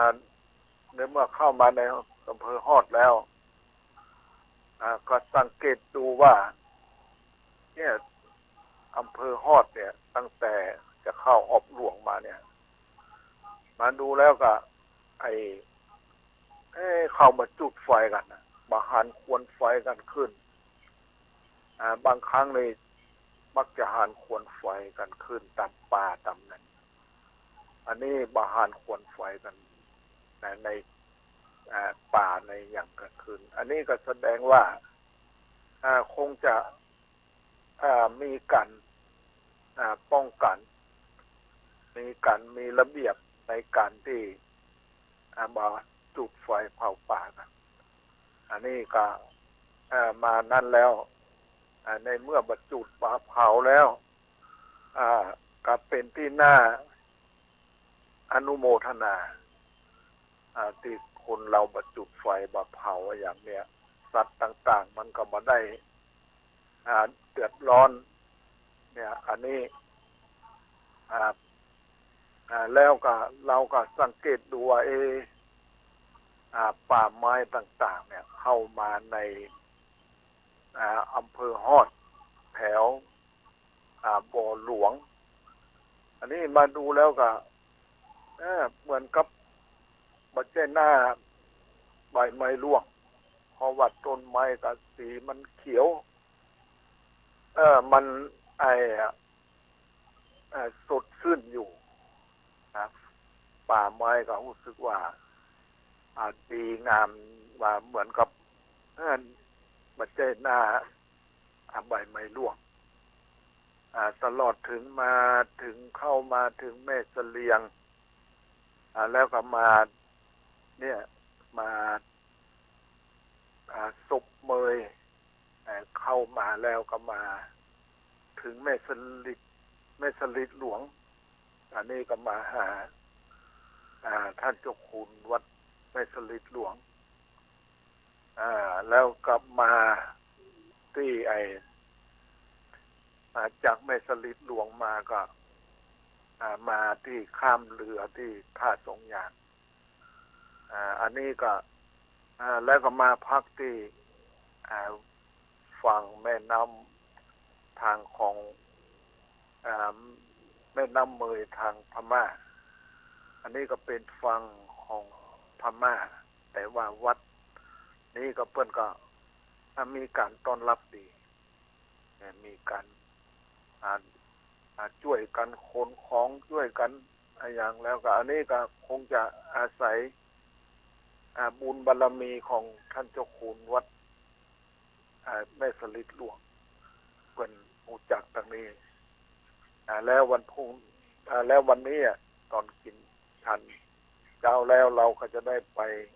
เข้าไปพม่าแล้ว ตะวานี้ก็ได้พูดถึงเรื่องเกี่ยวกับโคสกะเทพบุตรเนี่ยโคสกะเทพบุตรนี่ก็เนี่ยคนเรานั้นบางทีเมื่อครั้งทุกข์ยากก็ทุกข์ยากนะหนีอาหิวาตกะโลกที่เกิดขึ้นคนเราถ้าบ่เอาตัวรอดแล้วก็จะต้องถึงแก่ความตายในที่สุดแล้วก็หนีความตายแต่ก็ไปด้วยความทุกข์ยากลำบากเป็นทินทุรกันดารในเมื่อไปแล้วก็มีลูกคนหนึ่งลูกน้อยเนี่ยเขาก็เอาลูกน้อยนี่น่ะจะพูดกับเดี๋ยวว่าคือว่าเปลี่ยนกับเมียเขาน่ะคือเปลี่ยนกันอุ้มในที่สุดแล้วก็ทางผัวเขาก็ต้องทิ้งด้วยความทุกข์ยากลำบากก็ทิ้งแล้วอ่อนไว้ในที่สุดแล้วเมียเขาก็ว่าเราเนี่ยพูดจาเนี่ยใจร้ายมาดูแลมาเอาใจใส่ลูกแต่ว่าด้วยความทุกข์ยากในเมื่อไปถึงบ้านคนเลี้ยงโคก็หันว่าเขามาด้วยความทุกข์ยากลำบากเขาก็นั่นแหละเขาก็หุงข้าวประหยัดแต่ว่าข้าวประหยัดนี่มันได้ใส่น้ำมันอย่างต้นใดนะในที่สุดเขาก็เอาเนี่ยสองคนผัวเมียนี่รับประทานกันสองคนผัวเมียก็เมียก็คงรับประทานมุกพอดีเนี่ยแต่ว่าผัวนี่รับประทานมากเกินไปนะรับประทานมากเกินไปก็เลยทำเนี่ยอาหารตื่นขึ้นมาเนี่ยคือมันอาหารมันเขาบอกขย่อยมันย่อยบัดตันนะในที่สุดแล้วก็ต้องถึงแก่ความตายในเนี่ยคนนี้แหละตายไปแล้วระหว่างที่เขาจะตายนั่นน่ะเขาไปมองดูไอ้หมาแม่ตัวนึงอยู่ในใต้ถุนเนี่ยเขามองดูแล้วก็ว่าหมานี่มันมีบุญกว่าเรานะเนี่ยเขาไปคิดอย่างนี้ในที่สุดแล้วเนี่ยเขาตายไปเนี่ยจิตก็ไปผูกพันกับหมาก็ไปอยู่ในท้องหมาเกิดมาแล้วเนี่ยก็เนี่ยเรียกว่าโคเนี่ยนายเลี้ยงโคเนี่ยก็อาหารหมาแล้วก็น่ารักน่าเอ็นดูแล้วก็เอาเลี้ยงหมานี่แหละแล้วเวลาเขาก็มีความเลื่อมใสพระปัจเจกเจ้าเนี่ยเขาก็ปาหมานี่แหละไปตามหาไปที่อยู่พระปัจเจกเจ้าแล้วก็บอกพระปัจเจกเจ้าบอกว่าถ้าข้าพเจ้าก็ได้มานะขอให้หมานี่แหละเป็นตัวแทนเนี่ยเขาหมาเนี่ยก็เนี่ยคนไปเป็นหมาเนี่ยมันก็พอจะรู้เรียกว่ารู้แต่ว่ามันคงพูดไม่ได้แหละเพราะหมาเป็นหมาแต่ว่ามันก็ทำตามที่ที่นายเลี้ยงโคได้พ พูดได้บอกในที่สุดแล้วมันก็เวลานายเลี้ยงโคบ่ได้ไปตามพระปัจเจกเจ้ามานี่ก็ไปเองเวลาไปแล้วก็นำทางพระปัจเจกเจ้ามาติดบ้านนายเลี้ยงโคเวลามานี่น่ะมันจะต้องนำทางมาก่อนจะต้องส่งเสียงหอนส่งเสียงดังคือสัตว์ร้ายต่างๆมารบกวนพระปัจเจกเจ้าแต่พระปัจเจกเจ้าจะไปในทางที่บ่ถูกมันก็ไปกีดกั้นทางนี้บ่ไปทางนี้ไปนี่มันก็ไปกีดกั้นทางไว้แล้วก็เนี่ยแล้วก็ พระปัจเจกเจ้าก็ไปรับบิณฑบาตที่บ้านนายโคบานหรือว่านายเลี้ยงโคเนี่ยในเมื่อไปรับบิณฑบาตแล้วต่อไปนี่พระปัจเจกเจ้าเพิ่นก็ว่านายโคบานก็ว่าถ้าจะอยู่ก็อยู่ถ้าบ่อยู่ก็แล้วแต่ถามตามอัธยาศัยพระปัจเจกเจ้าเพิ่นก็จะไปที่อื่นแต่เนี่ยหมาตัวนี้มันก็มีความอะไรพระปัจเจกเจ้าเปิ้นก็เอาเข้าสุกเข้าอย่างที่เหลือจากกันบิณฑบาตนั่นนะเอามันเนี่ยเอาหมาตัวนี้ก็มีความผูกพันอะไรพระปัจเจกเจ้าเวลาพระปัจเจกเจ้าจะไปมันก็มีความส่งเสียงหอนส่งเสียงในที่สุดแล้วด้วยเนี่ยจิตมันไปรักพระปัจเจกเจ้าก็ได้ไปเป็นเนี่ยไปเป็นเป็นคนครับได้เกิดเป็นคนในเมื่อเกิดเป็นคนแล้วเนี่ยเป็นละอ่อนเด็กเนี่ยเขาเพิ่นเอามันไปทิ้งนะเอาไปทิ้งแล้วก็ในเมื่อคนไปหันเนี่ยแล้วก็เนี่ยมีเศรษฐีคนหนึ่งเนี่ยที่ว่าเนี่ยเขาก็ไปตรวจดูต่างๆออกไปดูตามลานบ้านเนี่ยก็ไปหันว่าวันนี้เนี่ยจะถามคนดูฤกษ์ดูยามเนี่ยนะว่าวันนี้จะมีอย่างเกิดขึ้นวันนี้เนี่ยเขาก็บอกว่าเด็กนั้นเกิดในวันนี้นั้นอาจจะต้องเป็นเศรษฐีในวันหน้านะ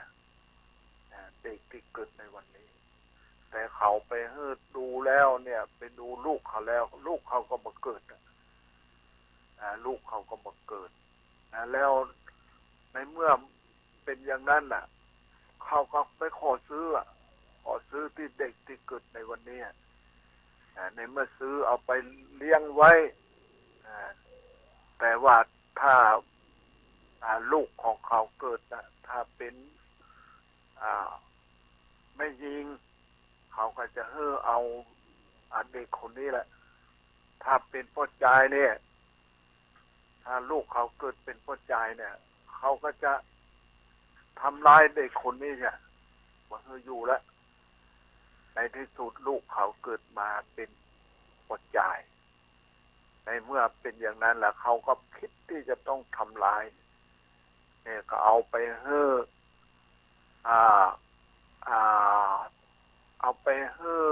ไปวางไว้ที่คอกโคนะ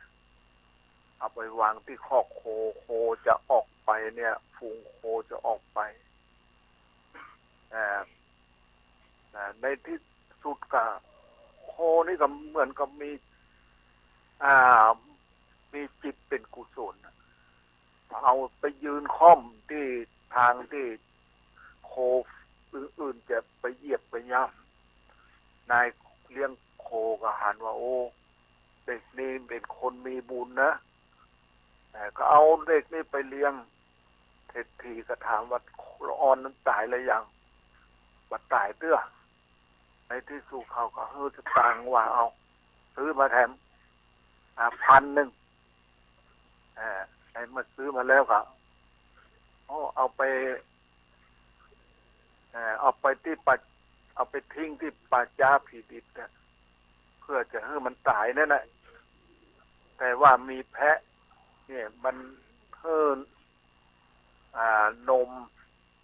แพะนี่แพะแม่ตัวแม่เนี่ย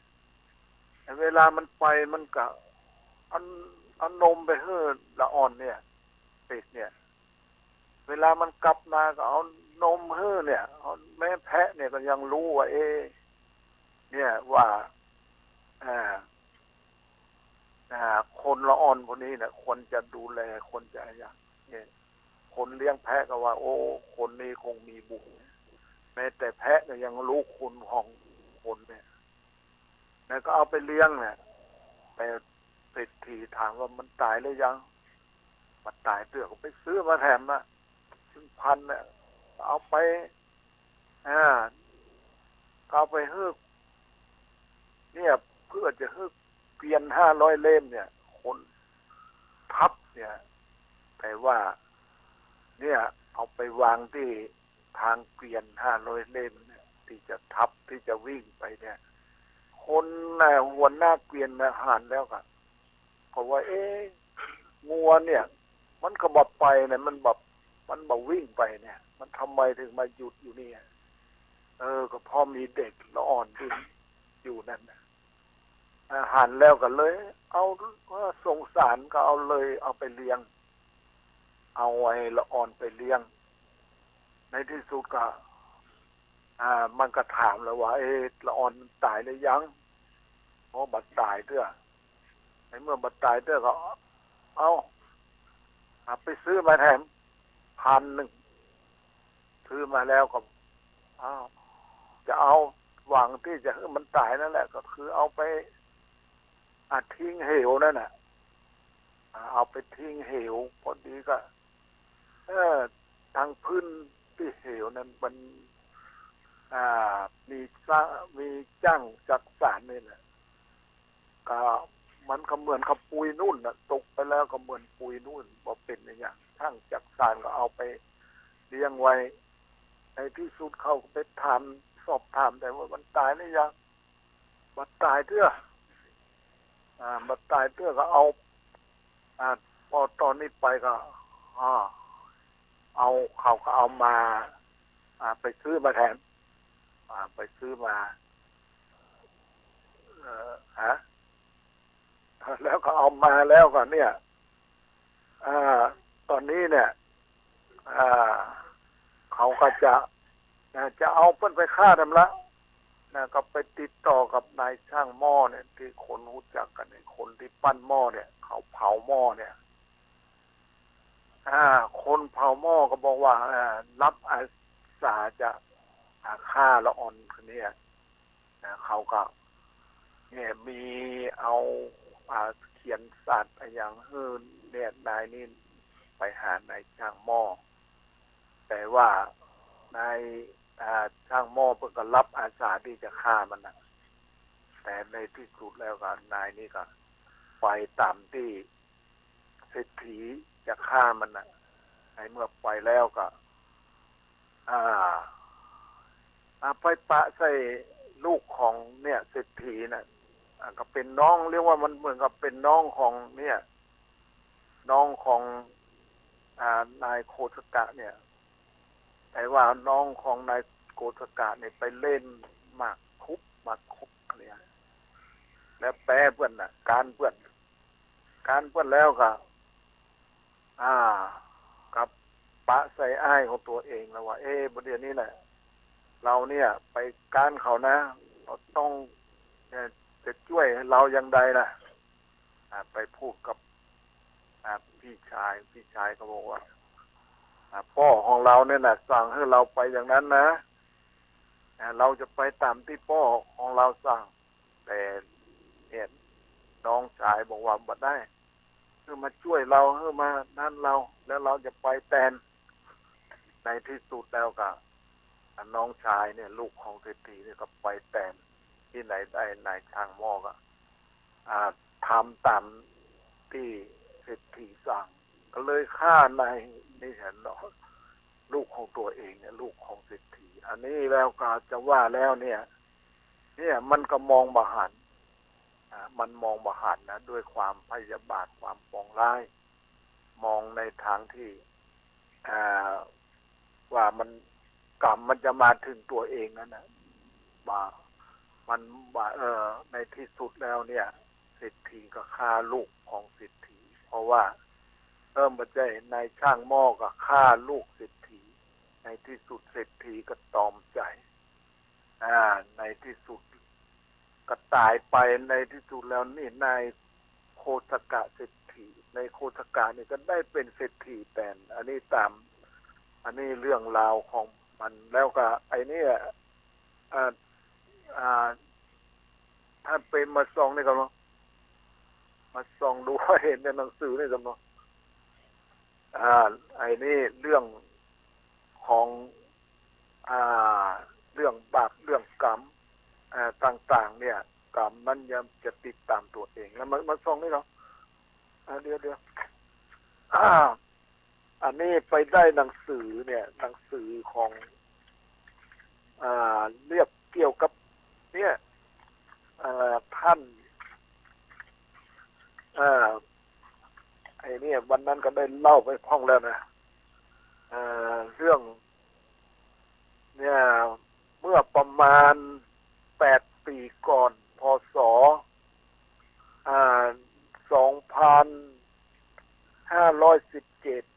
บัดทราบชื่อว่าเป็นท่านผู้ใดที่ห้างหุ้นส่วนอนุสารเชียงใหม่ได้จัดส่งหนังสือมาให้ข้าพเจ้า2 เล่มคือธรรมเทศนาของดล.โลกนาถภิกขุ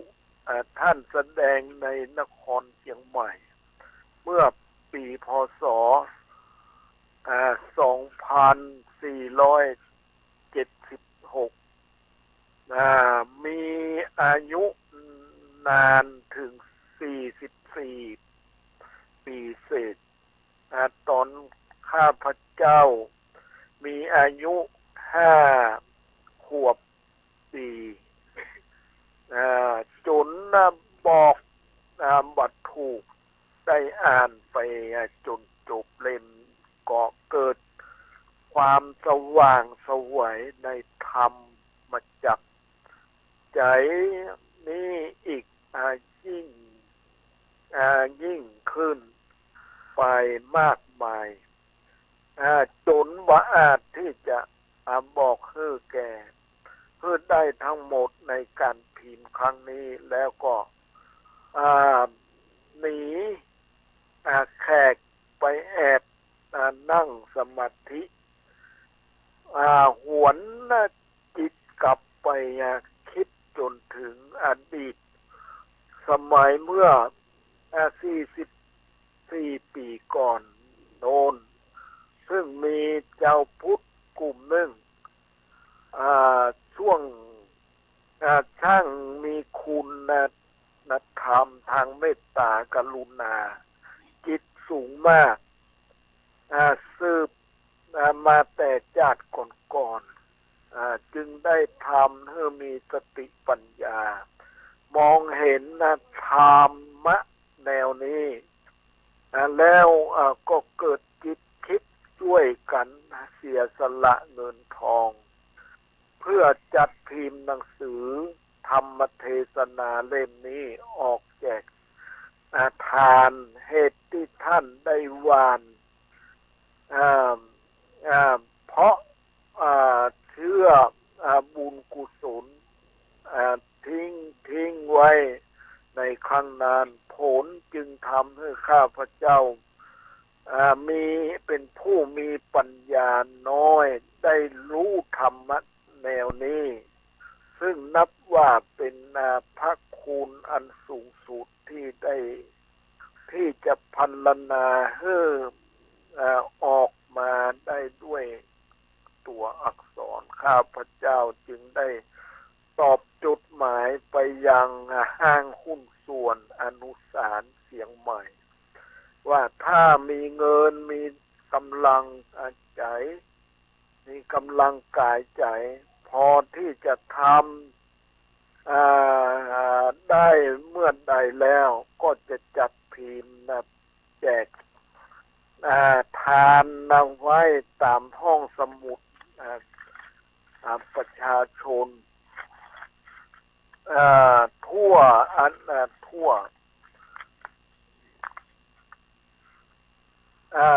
ณาจักรครั้งแรกที่ก่อนแล้วถ้ามีบุญพอก็คิดที่จะแจกยังห้องสมุดตามวัดต่างๆในเมืองไทยเรา20,000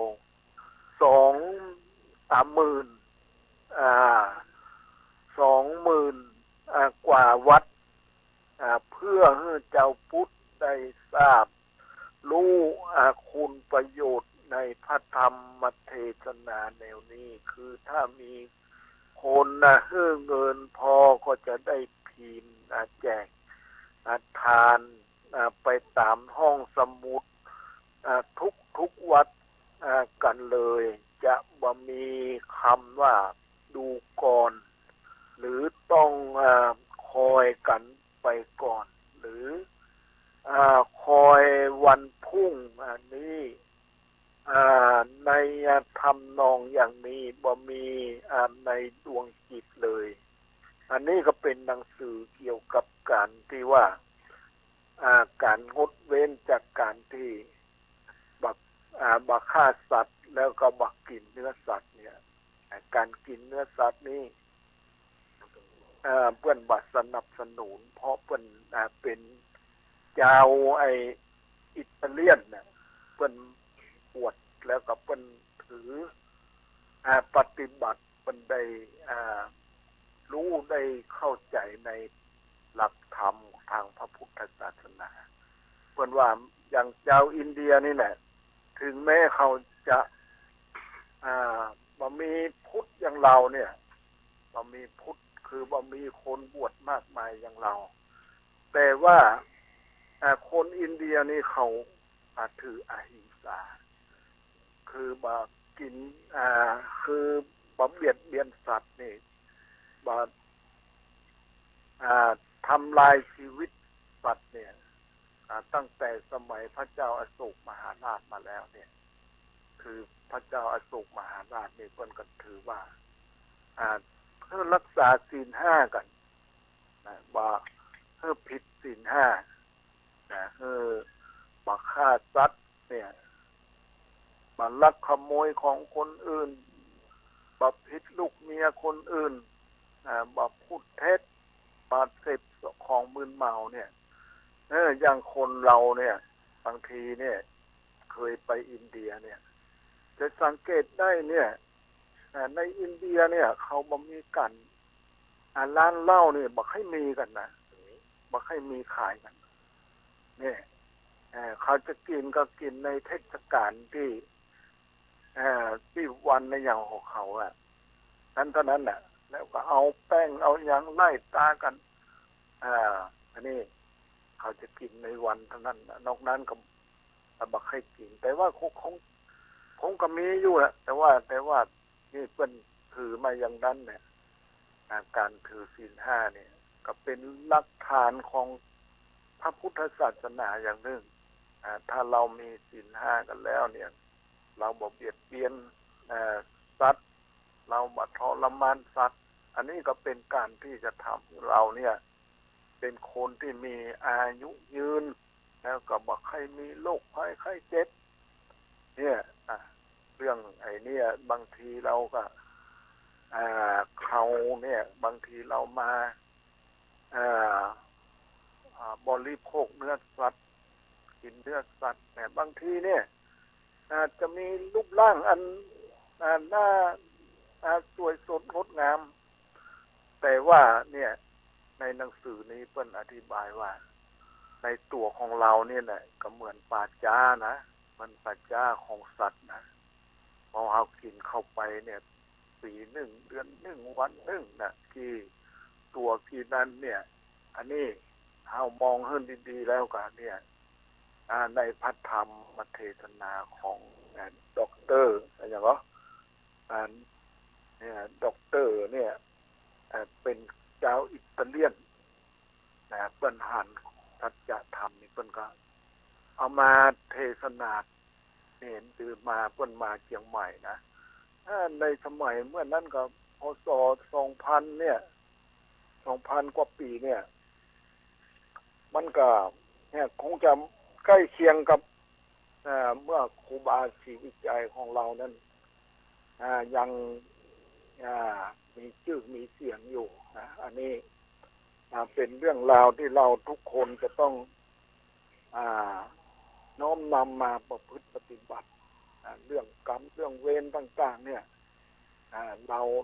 ทำสิ่งใดนะสิ่งนั้นก็ย่อมติดตัวของเราเนี่ยแต่คืนนี้ก็ได้เอาทำศาลากลิวิจาสูตรทำศาลากลิวิจาสูตรนี้จะได้อธิบายถึงเรื่องเนี่ยนิวรณธรรมเลยนะ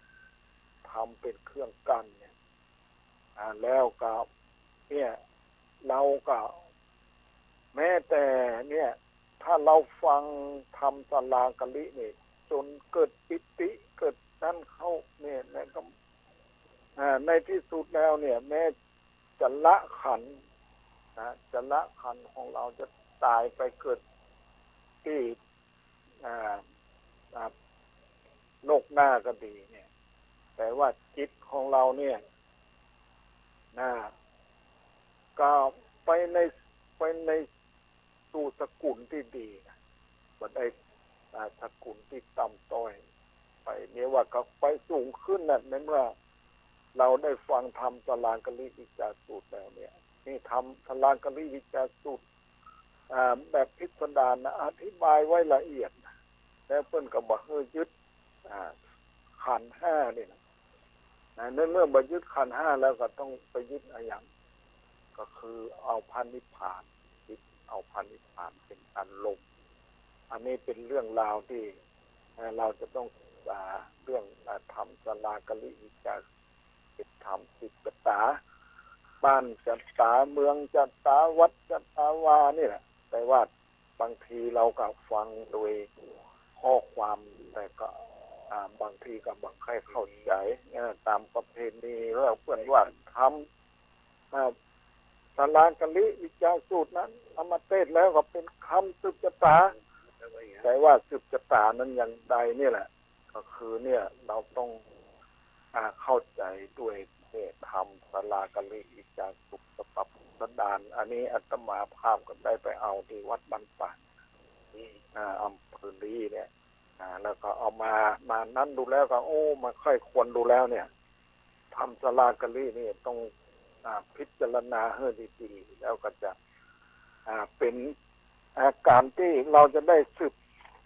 ชะตาเราเนี่ยชีวิตของเราเนี่ยมันก็ขึ้นอยู่กับกรรมของเราเนี่ยกรรมคือการกระทำของเราถ้าเราทำกรรมดีแล้วเนี่ยมันก็ย่อมจะดีขึ้นบ่มีทางที่จะเสื่อมถ้าเราทำกรรมบดีมันก็ย่อมจะได้รับสิ่งบดีแหละเราจะเอาจะหวังว่าสิ่งดีจะมาหาตัวเรานั้นมันเป็นไปไม่ได้อันนี้เรียกว่าทำไอ้นั่นน่ะในมงคลละสูตรนั้นก็ได้อธิบายไว้ว่า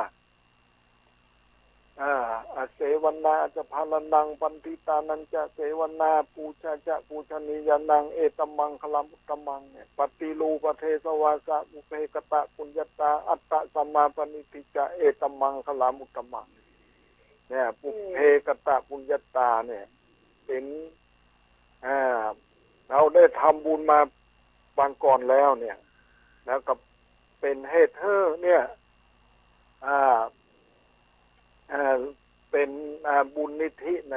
ที่จะไปภายหน้าเนี่ยถ้าเราได้ทำบุญแล้วเนี่ยอัตตะสัมมาป ปณิทิจะเอตมังคลามุตตมังการตั้งตนไว้ชอบเนี่ยแหละคือเราตั้งตนอยู่ในศีลในธรรมอันดีเนี่ยแต่ภายภาคหน้าเราก็หวังได้ว่าเราเป็นผู้ที่ได้ทำบุญทำกุศลไปแต่ถ้าเราทำเป็นใจบุญใจกุศลเราก็จะรับที่บอกเป็นบุญเป็นกุศลอันนี้เรียกว่าเนี่ยบางทีเราก็เคยทำบุญมาแล้วมากมายแต่ว่าปัจจุบันเนี่ยเราไปหั่นผิดเราไปคิดผิดเราไปทำผิดนะครับเนี่ยความผิดมันก็หนีจากเราบันไดอันนี้เรียกว่าพอสำคัญเป็นว่าอัตตะสัมมาปณิทิจะเอตมังคลามุตตมังการตั้งตนไว้ชอบกัน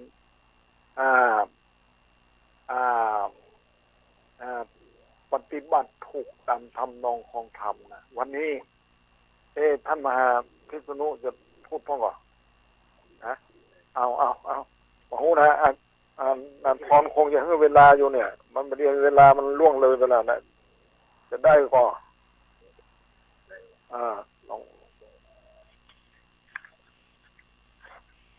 ขอเจริญพรโยมสังขรพิสำลิดและสถาสาธุชนทุกท่านในเช้าวันนี้อาตมาภาพพระมหาวิษณุจารุธรรมโมวัดเจ็ดลินอำเภอเมืองจังหวัดเชียงใหม่ในป่าคณะมีท่านหลวงพ่อเปงหลวงพ่อธรรมจากกิจาท่านเจ้าคุณพิสารและท่านเปรมได้เดินทางมาที่อำเภอท่าสองยางแล้วก็ข้างมาที่ศพเลยฝั่งพม่ามานอนค้างอยู่นี่คืนหนึ่งเพื่อที่จะเดินทางไปที่อรัตยาพระอานเจียบิงแขวนภูกามบันดาเลกระจายไปทัศนศึกษาสวรรค์บูรณ์ในครั้งนี้ก็ในเจ้าวันนี้ก็ได้มีโอกาสได้ได้จ่าทางสถานีต่อจากหลวงพ่อเปงปิยธรรมโมว่าไม่ห้วยใส่ในเรื่องของการในเรื่องของการรักษาศีลเจริญจิตภาวนาโดยเฉพาะการละเว้นจากการฆ่าสัตว์ตั้งแต่ข้อที่หนึ่งถึงข้อที่ห้าเป็นการรักษาศีลห้าแล้วก็เป็นการทำตามนโยบายของหลวงพ่อสมเด็จพระมหาราชมังคลาจารย์ผู้ปฏิบัติหน้าที่สมเด็จพระสังฆราชวัดปากน้ำประสิทธิ์เจริญแล้วก็ได้มีหนังสือที่หลวงพ่อเปงปิยธรรมโมได้เอามามีอยู่เล่มหนึ่งที่ว่าหนังสือพระพุทธเจ้าเป็นนักมัสสวิรัติคือการเว้นจากการฉันเนื้อสัตว์ก็ดูแล้วเป็นการเรียกว่าเป็นการดีจะได้เจริญรอยตามในหนังสือเล่มนี้อาตมาภาพได้ไปอ่านดูแล้วเป็นที่น่าสนใจในเนื้อหาสาระในหนังสือเล่มนี้เพราะฉะนั้นศรัทธาสาธุชนทั้งหลายท่านได้อ่านหนังสือเล่มนี้ก็เป็นสิ่งที่ดีเพราะว่าในอดีตการในสมัยพระพุทธเจ้า หรือที่หมู่เฮาได้ดูละครเรื่องพระพุทธเจ้ามหาศาสดาโลกมีครั้งหนึ่งที่พระพุทธเจ้าได้ รับเข้ามาถูกปายาจากนางสุชาดาได้ถวายน้ำข้าวนี่ไม่ใช่ว่าถวายเฉพาะเข้ามาถูกปายา49 ก้อนก็อันนางสุชาดานี่ได้ถวายน้ำข้าวตัวต้องบอกว่าเข้าปายาเป็นอาหารหรือว่าเป็น น้ำดื่มชนิดหนึ่งที่พระพุทธเจ้าบิณฑบาตในที่สุดสำหรับการบำเพ็ญญาณของสมเด็จพระสัมมาสัมพุทธเจ้าเพราะฉะนั้นในน้ำเข้าหรือว่าเข้าปายานี้สมเด็จพระสัมมาสัมพุทธเจ้าได้ทรงสั่งเสริญไว้อยู่ประมาณอยู่10 ประการที่1น้ำเข้านี้เวลาเราดื่มกินเข้าไปแล้วเนี่ยทำให้เกิดอายุยืนเหมือนกับนางวิสาขามหาอุบาสิกาอายุยืนถึง120 ปีลูกหลาน เกิดแม่ก็โอ้ก็ยังบักกึดบักฝันว่าในวิสาขานี่ยังมันหนุ่มแม่ก็บักแก่120 ปียังต้องเป็นสาวอ้อๆอยู่โอ้อันนี้เป็นทำเมื่ออายุยืนประการที่สองแนมเข้าทำเมื่อเกิดวันแน่นี่มีผิวพรรณวันแน่บักแก่บะเหี่ยวนี่อย่างต่างจากคนปัจจุบันไม่ยิงอายุแค่20 ไป30 ไปหลังจากที่มีลูกแล้วนะโอ้ผิวพรรณวันแน่ต้องบักขยายบะเหี่ยวแห้งอยู่ ก็จากการรักษาศีลเจริญจิตภาวนาเครียดมีเจ้ากรรมนายเวรทั้งเฮาได้ทำในอดีตชาติแล้วก็ปัจจุบันชาติมารบกวนนี่ทำมือผิวพรรณบนหน้าเฮาบ่งามเพราะนั้นจากนายวิสาขามหาอุบาสิกาก็มีอายุยืนมีผิวพรรณบนหน้างดงามเพราะมีสิ่งเป็นที่ตั้ง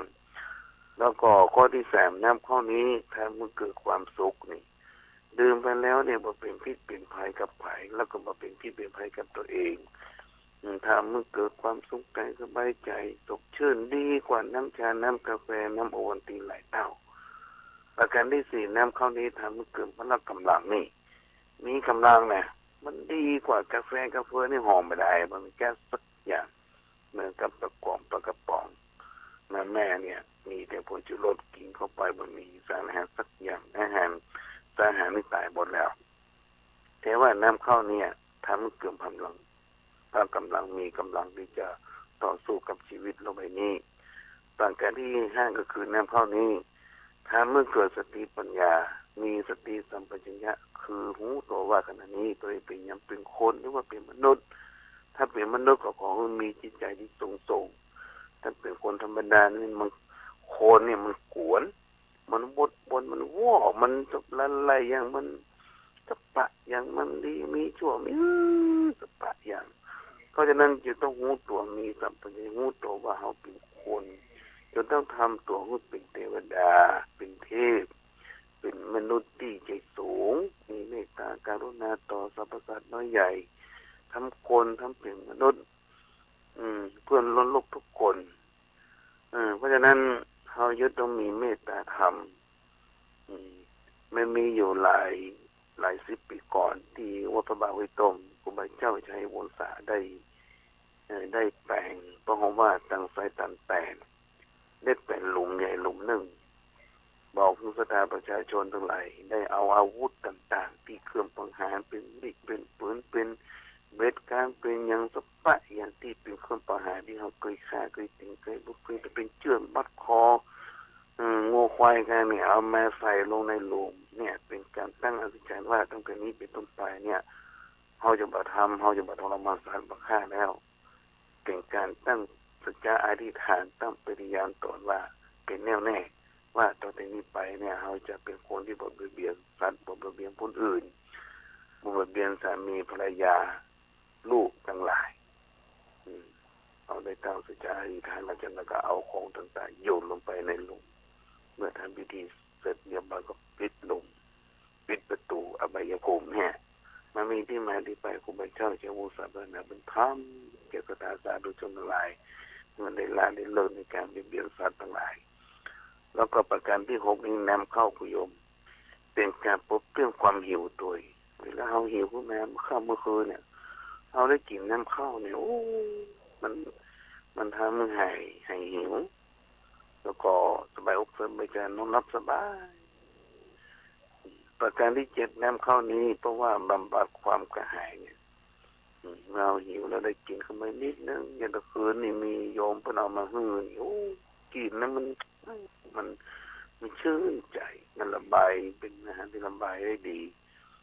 เหมือนกับศรัทธาผู้เฒ่าผู้แก่กินแล้วเนี่ยมีกำลังคนเฒ่าแก่สมัยตะก่อนหรือว่ามีลูกมีหลานมาสบายเพื่อนำเข้ากินเนี่ยมันมีกำลังเลยนะประการที่8คือน้ำเข้านี้ทำมือเวทนาแห่งกายในสิ้นไปเนี่ยคือความบางทีปวดนุ่มปวดนี่เกิดเวทนานั่งมันก็เป็นทุกข์หิวก็เป็นทุกข์อะไรสิ่งหลายอย่างร่างกายบริสมบูรณ์กินน้ำเข้าไปน้อยหนึ่งโอ้มีกำลังเฮ้ยเรื่องเวทนาที่เกิดขึ้นมันก็หายไปประการที่9คือน้ำเข้านี้ชำระตายให้สะอาดโดก็จะธรรมดาเลยเนี่ย มันเป็นน้ำที่มีก้าเอาไปเทคว้างมาได้ในประเดี๋ยวเนี่ยเพราะฉะนั้นน้ำเข้านี้เป็นการชำระเป็นการล้างแปรงสะอาดประการที่10น้ำเข้านี้ทำมื้ออาหารได้ย่อยเนี่ยมันไม่ใช่เหมือนคนนึ่งนะคนนึ่งเนี่ยก็ไม่ได้ย่อยได้ต้องใช้เวลาแต่น้ำเข้านี่มันระบายได้ดีเวลาเราถ่ายไปพิบทำเดียวมันก็สบายละเนี่ยทำหายทุกข์หายโศกหายโรคหายภัยประการที่10ไม่คือเป็นข้อสุดท้ายคือน้ำเข้านี้เป็นยาบำบัดโรคทั้งหลายเนี่ยเป็นการรักษาโรคได้ดีเป็นอย่างดีเพราะฉะนั้นพระพุทธเจ้าเลยสั่งเสริญไว้เรื่องเกี่ยวกับนำเข้า11ประการนี้คือเมื่อเราได้ไปดื่มไปกินไปประพฤติก็จะได้หายทุกข์หายโศกหายโรคหายภัยคือมีเกิดมีอายุมั่นยืนยาวมีผิวพรรณบรรณะมีความสุขกายมีกำลังมีสติปัญญาหายหิวหายทุกข์หายโศกหายโรคหายภัยแล้วก็จะมีความสุขกายสุขกายสบายใจแล้วก็อยู่กับโลกใบนี้แล้วก็ปฏิบัติธรรมและสร้างสิ่งที่เลิศเมตตาภาวนาไปเลยอันนี้เป็นธรรมอายุมันยืนยาวไป100-200 นี่ อันนี้เป็นสิ่งที่อนุโมทนากับเจ้าของหนังสือเล่มนี้แล้วก็อนุโมทนากับทางหลวงพ่อปิงปิยธรรมโมได้เอาหนังสือมาอ่านแล้วก็มาเอาตรงในหนังสือเนี่ยบรรย่อเอาเป็นบางข้อมาคนละมามาจามาบรรยายธรรมเพิ่มสำนวนเพิ่มอันนี้มาใหม่ทำคือคือความประหลาดสนองในการฟังเทศน์ฟังธรรมตามสถานีวิทยุแห่งนี้วันนี้ก็อาตมาภาพวันนี้มาพอสมควรคิดว่าเวลาก็ใกล้จะหมดก็ขอเอารายการนี้คืนขึ้นกันทางหลวงพ่อเปรมปิยธรรมโมจะได้อำนวยอวยพรให้แก่พ่อแม่พี่น้องศรัทธาให้อยู่เย็นเป็นสุขต่อไปขอเจริญพรตะกี้เมื่อนี้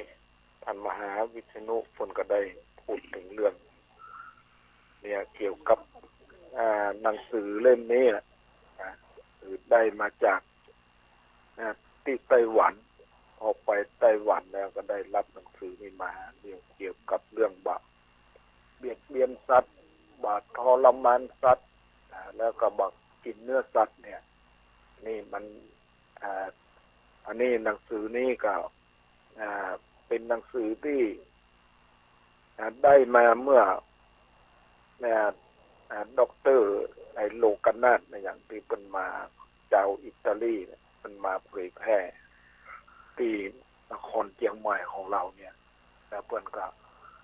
เอาพิมพ์มาเผยแพร่อันนี้ก็เป็นการที่ว่าเนี่ยเพื่อนก็ยกเหตุผลในการที่เราเนี่ยบักกินเนื้อสัตว์บักเบียดเบียนสัตว์เนี่ยก็ทำให้เรียกว่าเป็น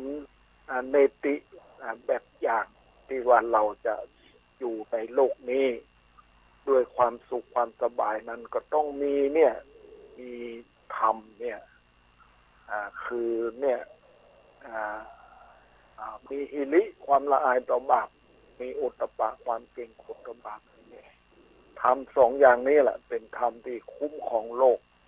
ทำให้โลกของเรานั้นมีความสุขความสบายความเจริญ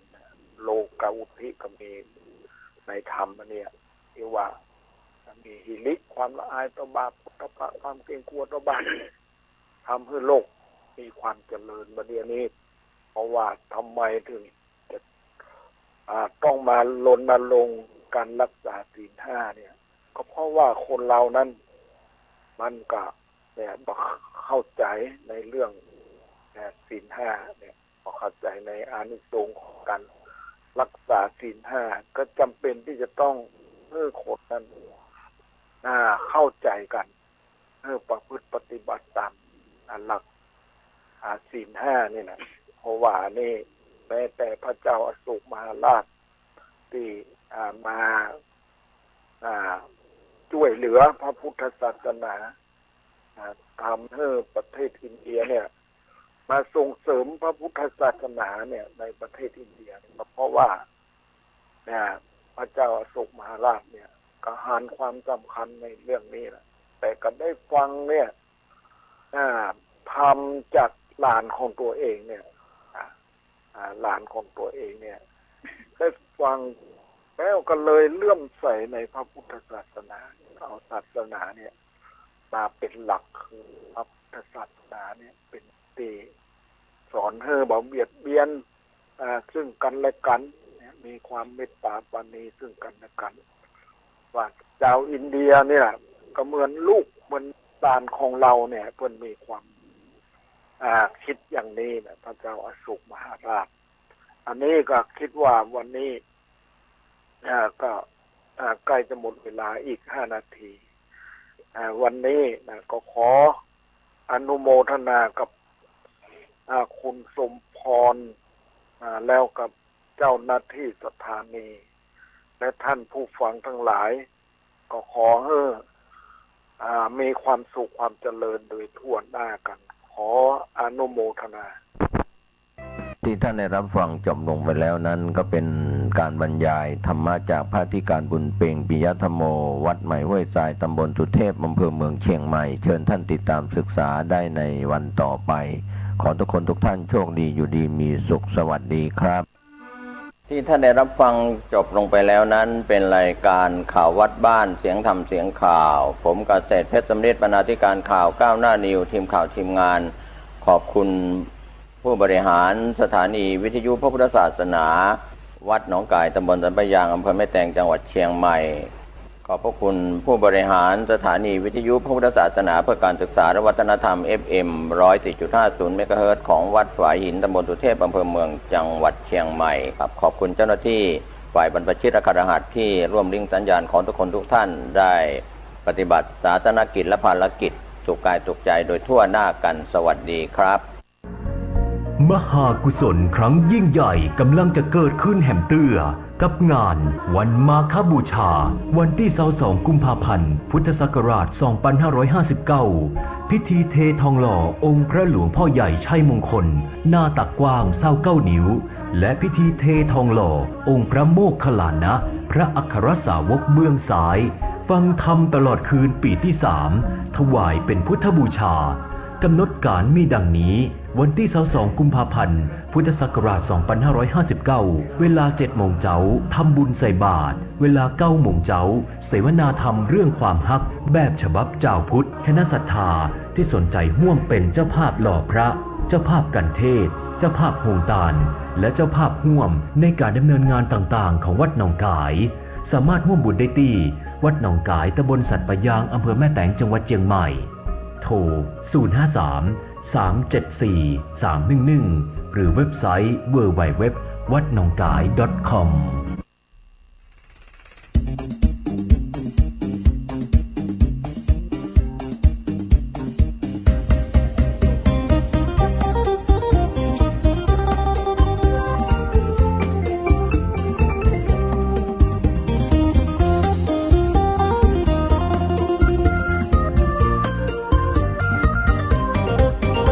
บ้านนี้มีแต่คนถือศีลที่นี่เป็นถิ่นของคนมีศรัทธานอกจากมีชาติเรายังมีศาสนารักษาศีล5คือหมู่บ้านของเราไม่เอาความโหดร้ายทุกชนิดไม่มีจิตคิดขโมยของเขาผิดทางเพศและมดเท็จไม่เอาสุรายาเมาเราทุกคนขอลาในบ้านนี้มีแต่คนถือศีลที่นี่เป็นถิ่นของคนมีศรัทธานอกจากมีชาติเรายังมีศาสนารักษาศีล5คือหมู่บ้านของเราเรียกเอาความเมตตามาเสริมและริเริ่มสู้งานหนักเบารักเดียวใจเดียวซื่อสัตย์คำเราชีวิตไม่เมาเพราะมีสติปัญญาบ้านนี้มีแต่คนถือศีลที่นี่เป็นถิ่นของคนมีศรัทธานอกจากมีชาติเรายังมีศาสนารักษาศีล5คือหมู่บ้านของเรารักในหลวง พวงลูกหลานร่วมกันต้านสิ่งไม่ดีไม่เอาหมู่บ้านศีลห้าของเราอยากให้อายเขาต้องช่วยกันรักษาหมู่บ้านนี้มีแต่คนถือศีลที่นี่เป็นถิ่นของคนมีศรัทธานอกจากมีชาติเรายังมีศาสนารักษาศีลห้าคือหมู่บ้านของเรา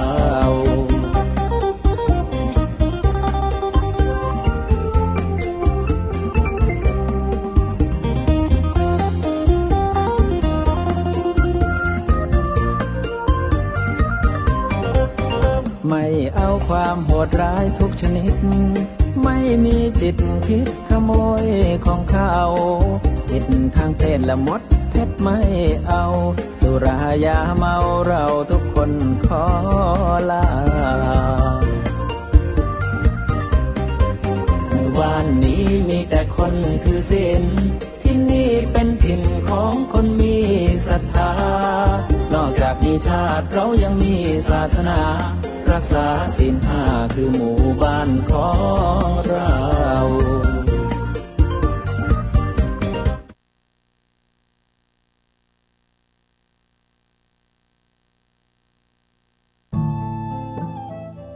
ท่านกำลังติดตามรับฟังสถานีวิทยุกระจายเสียงพระพุทธศาสนาแห่งชาติและสังคมคลื่นเพื่อการศึกษาพระพุทธศาสนาและวัฒนธรรมระบบ FM 104.5 เมกะเฮิรตซ์รายการต่อไปเป็นรายการเสียงธรรมจากวัดศรีโสดา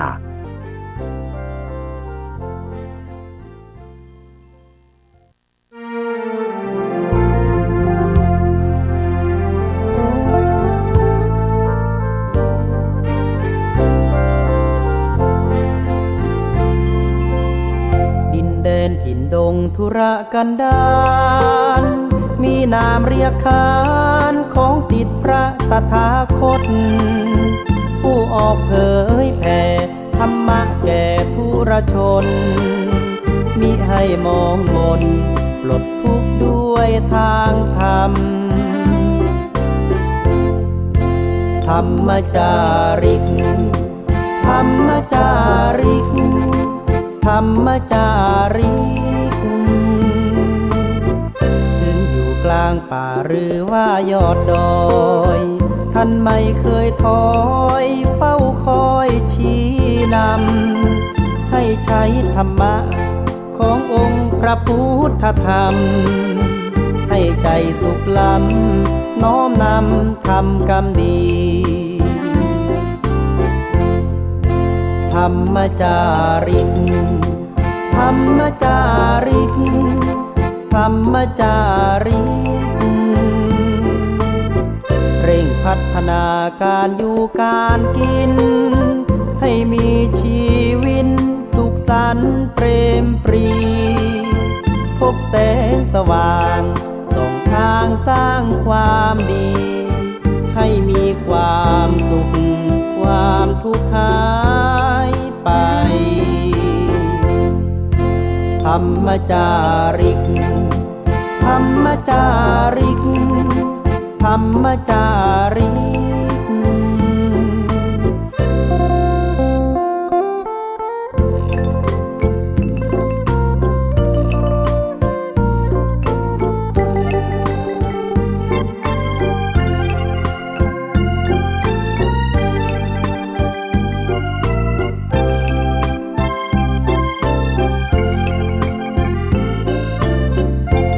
พัฒนาการอยู่การกินให้มีชีวิตสุขสันต์เปรมปรีพบแสงสว่างส่องทางสร้างความดีให้มีความสุขความทุกข์หายไปธรรมจาริกธรรมจาริกธรรมจาริกเห็นว่าสานุสติญาณบรรลุได้รู้การเกิดดับเวียนว่ายได้ลึกล้ำเกิดชาติในเป็นอะไรทั้งรูปนาม ระลึกตามย้อนเห็นความเป็นมา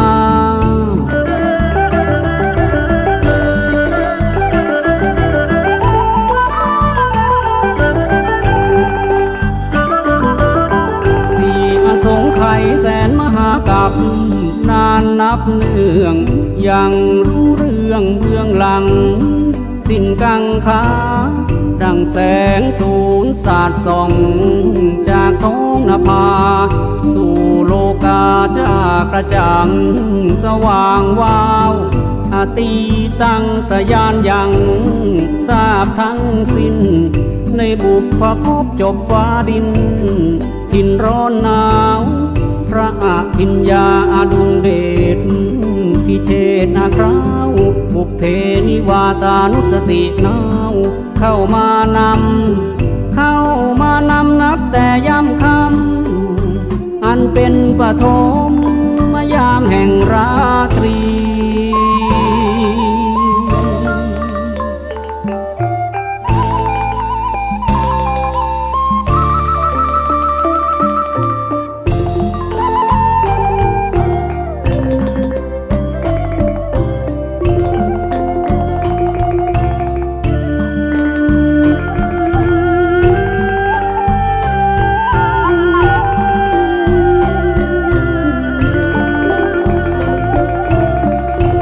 ชิมมายามค่ำคืนนั้น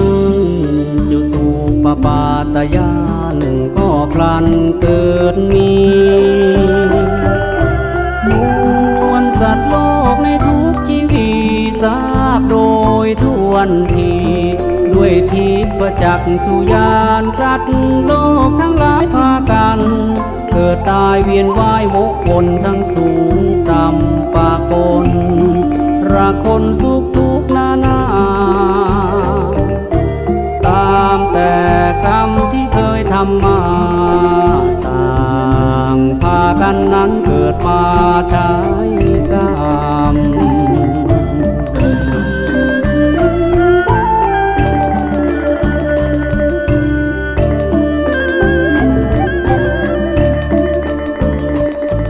กุศลพาตนให้ได้สุขชื่นชีวา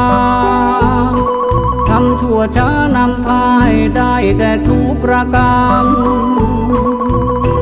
บุญบาปมีบังคับชี้นำผลกรรมตามติดคอยลิขิตบันดาลประจักษ์ในทิพจักษุญาณเหมือนบุรุษอันอยู่ที่สูงมองหมู่ชนสัญจรเนืองนองเมื่อมองจ้องดูรู้ดีใครจะไปมาเห็นโดยทวนทีดังที่มีแน่แท้ในทิพจักษุญา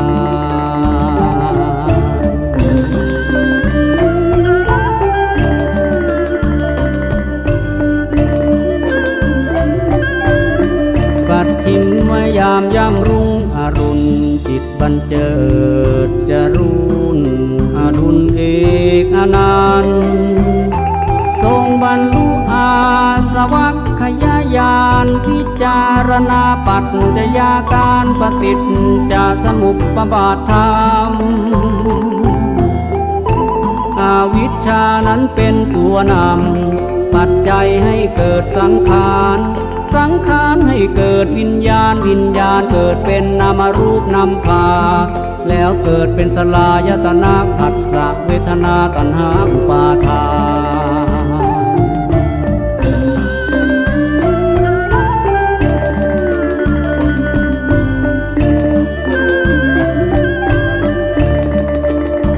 อุปา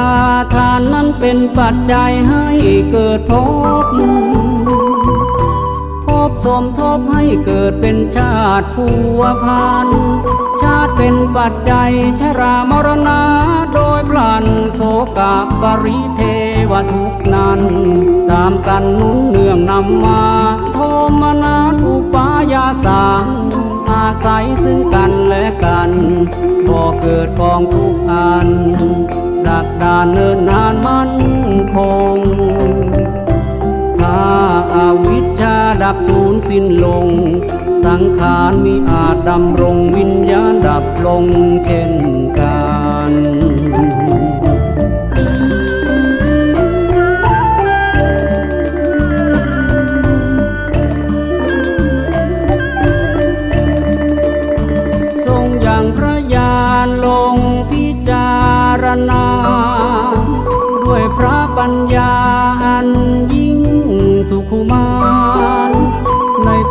ผิดจาก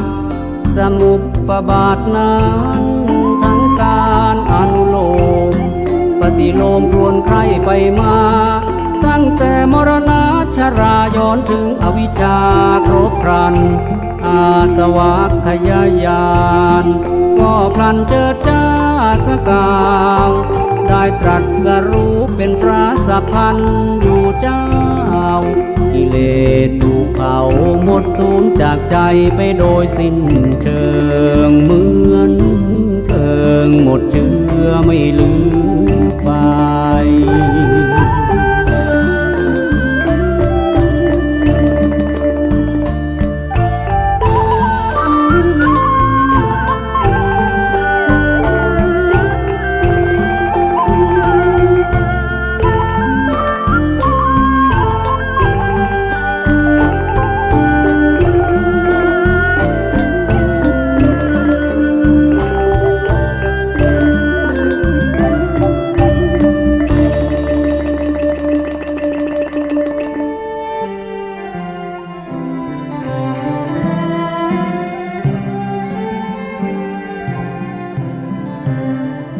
ก่อนสิ้นราตรีการแห่งวันเพ็ญเดือน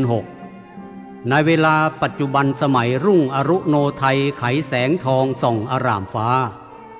พระองค์ได้ทรงบรรลุอนุตตรสัมมาสัมโพธิญาณ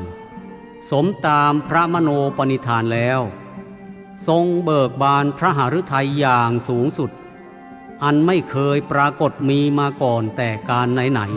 ๆถึงกับได้ทรงเปล่งพระพุทธสิหนาถเป็นปฐมอุทานตรัสทักตัณหาว่านับแต่ตถาคตท่องเที่ยวอยู่ในเกลียววังวนของชาติสงสารนี้เราพยายามสืบเสาะแสวงหานายช่างผู้สร้างเรือนคือตัวตัณหาผู้ก่อสร้างนามรูปด้วยความเหน็ดเหนื่อยทรมานเป็นเวลาอันเนิ่นนานเกินจักนับประมาณได้แต่ก็มิอาจผ่านพบดูก่อนตัณหาผู้เป็นช่างทำเรือนให้ตถาคตบัดนี้เราได้พบท่านแล้วเห็นตัวท่านแล้วตั้งแต่นี้สืบไปท่านไม่สามารถสร้างเรือนให้เราได้อีกแล้วกลอนเรือนทั้งหลายช่อฟ้าทั้งมวลและเครื่องมือสร้างเรือนทั้งหมดของท่านนั้นเราได้ทำลายสิ้นแล้วจิตของเราตถาคตก็ปราศจากหมดจดจากสังขารทั้งสามซึ่งท่านจะตกแต่งให้บังเกิดในภพใดๆสืบต่อไปนั้นหามีไม่และตัณหาทั้งหลายของเราก็ดับสิ้นไปโดยไม่มีเศษเชื้อเหลือค้างคาแม้แต่นิดติดเอาไว้เลยขณะนั้นทั่วทั้งโลกาและสกลจักรวาลก็สะเทือนสถานบังเกิดความมหัศจรรย์ไปทั่วทุกแห่งหน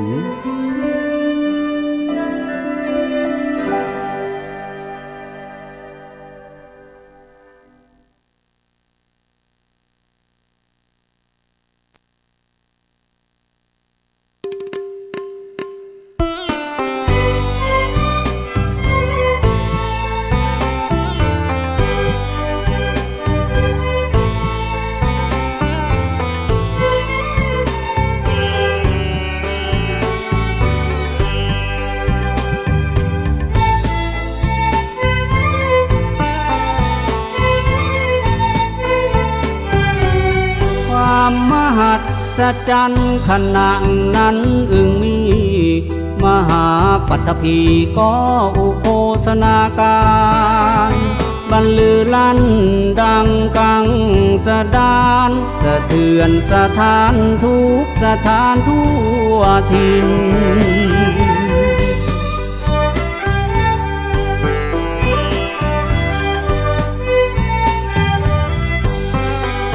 ทั่วทั้งมหาสาครสมุทรใหญ่คลื่นฟองขนองไหลกระทบท่าวารินเสียงโครมครึกกึกก้องกว่าอาจินลมเย็นรวยรินทั่วทัศาทิสาดล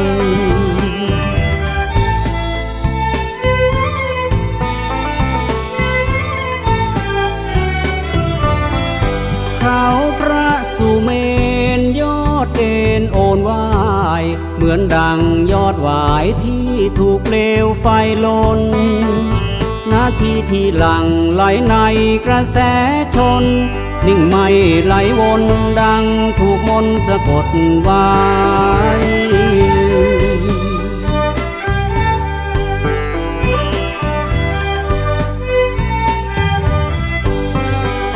ที่ปรึกษาใน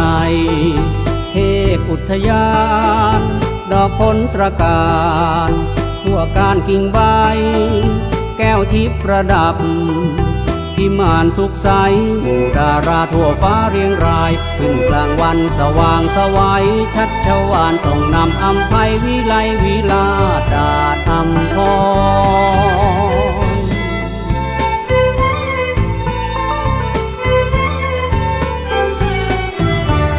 ดวงดอกปทุมห้อยย้อยนภาดอกทิพย์มนทาสล่างสลอนฝนที่โปรยปลายจากที่คำพรบูชาบวรพระสัพพัญญูเทพหมื่นจักรวาลที่มานมาสู่พระสัพพัญญูยิ่งอภิญญาหลากหลายมาเพื่อวันทาพระภาควาน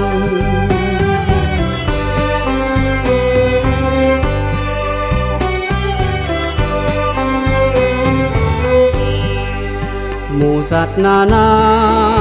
เมตตาต่อกันเชื่อมใจสัมพันธ์สิ้นเวรกันไป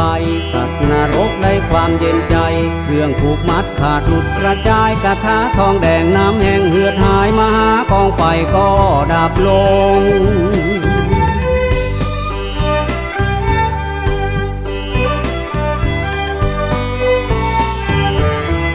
มนสุรางคนางฟ้อนน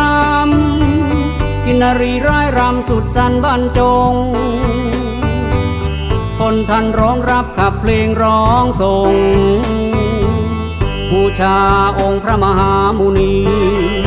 หมู่ชนพิการนับนานเต็มทีหายได้โดยดีทุกชีวา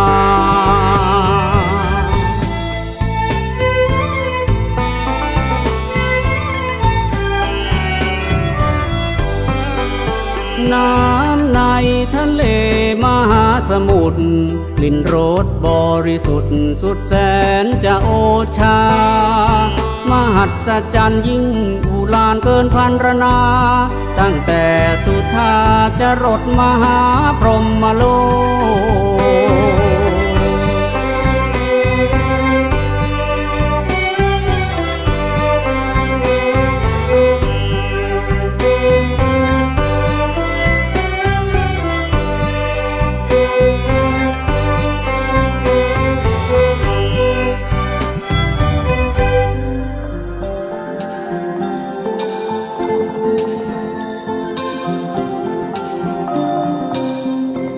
เมื่อพระมหาบุรุษได้ตรัสรู้เป็นพระสัมมาสัมพุทธเจ้าแล้วพระองค์ยังคงประทับบนรัตนบัลลังก์เสวยวิมุตติสุขคือความสุขอันเกิดจากการที่ได้หลุดพ้นจากบ่วงอวิชชาตัณหาทั้งปวงประทับอยู่ณที่นั้นจนสิ้น7 วันแล้วจึงทรงเสด็จจากรัตนบัลลังก์ไปทางทิศอีสานของต้นศรีมหาโพธิ์เมื่อได้ระยะห่างพอดีแล้วพระองค์ทรงประทับยืนหันพระพักมาทางต้นศรีมหาโพธิ์ทรงทอดพระเนตรต้นมหาโพธิ์เพื่อเป็นการขอบคุณต้นมหาโพธิ์นั้นโดยไม่ได้กระพริบพระเนตรเลยเป็นเวลา7 วันสถานที่นี้มีชื่อเรียกว่าอนิมิตเจดีย์ครั้นครบ7 วันแล้วพระองค์จึงเสด็จมาประทับอยู่ระหว่างต้นศรีมหาโพธิ์กับอนิมิตเจดีย์แล้วทรงเนรมิตสถานที่จงกรมขึ้นณที่นั้นเสด็จพุทธดำเนินจงกรมเป็นเวลา7 วันสถานที่นั้นจึงได้นามว่ารัตนจงกรมเจดีย์พอล่วง7 วันแล้วทรงเสด็จไปยังรัตนครเจดีย์อันอยู่ทางทิศพายัพของต้นมหาโพธิ์ซึ่งเทวดามาเนรมิตถวาย ทรงพิจารณาพระไตรปิฎกทุกหมวดทุกตอนจนละเอียดแจ่มแจ้งแล้วขณะนั้นพระฉัพพรรณรังสีคือพระรัศมีที่แผ่ซ่านจากพระวรกายของพระพุทธองค์ก็เปล่งประกายพันพรายวิจิตรรุจีโอฬารแผ่ไพศาลล้อมรอบพระวรกายของพระศาสดาจารย์เจ้าคมแสงตะวันจันทราและดาราที่วับวาวให้เศร้าสีแสงถดถอยดุจแสงหิ่งห้อยฉะนั้นครั้นครบ7 วันแล้ว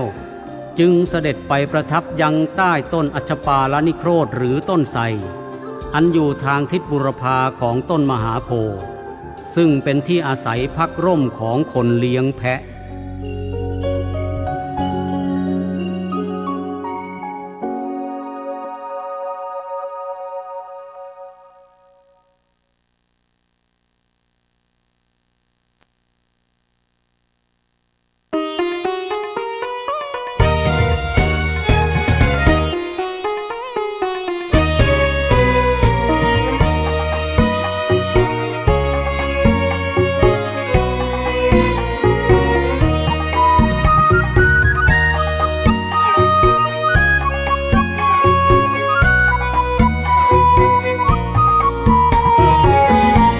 พญาวัดสวัสดีมานที่มาผจญต้องทุกข์ทนหม่นมองเพราะไม่สามารถยึดครองเพื่อจองจำล่ามโซ่ตรวนพระหฤทัยของพระสิทธัตถะไว้ให้อยู่ในพิสัยอำนาจแห่งตนจึงลงมาจากเทวโลกเศร้าโศกมนนั่งทุกข์ทนหม่นหมางดูอ้างว้างบนหนทางปัทภี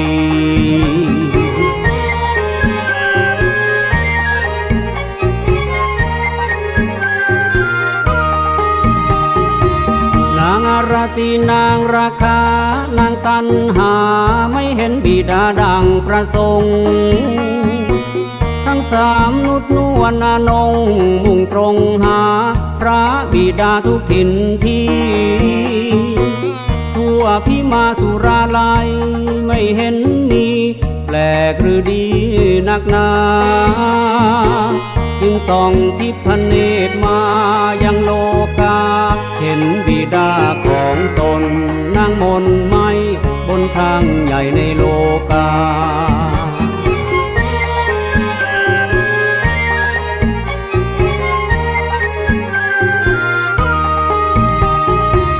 นางจึงพากันมาทูลไต่ถามถึงเหตุความเป็นมาท่านรู้แจ้งในอุราจึงอาสาพระบิดาท่านใดจะทำให้พระสิทธัตถะอยู่ในอำนาจบ่วงสวาทบาดใจบิดาห้ามยังไงก็ไม่ฟังรีบมายังต้นไทรนางไม่ฟังรีบมายังต้นไทร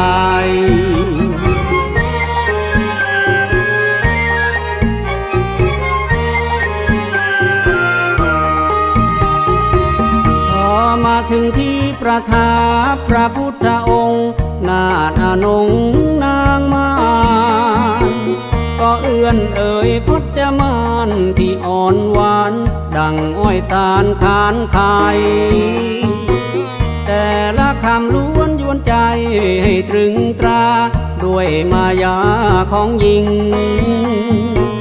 ทั้งเนรมิตกายาให้หน้าอิงพราวพริ้งอวบละออหน้าพนอพนเอาแนบนวลนา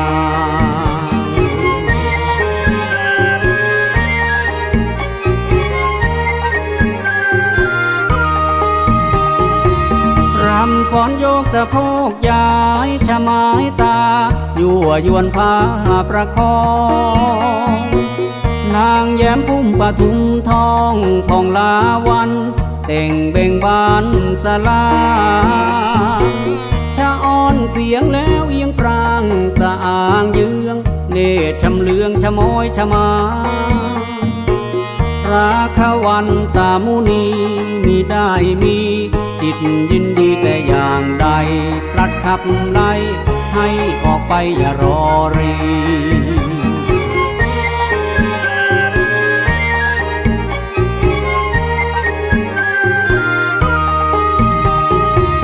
ว่าดูก่อนที่ดามันอย่ามัวมาเสียเวลาอยู่ทำไมเจ้าทั้งสามจงออกไปเล่าลมในบุรุษที่ใจยังมีราคายังสมบูรณ์พอคูณอันคูกรุ่นหรือดี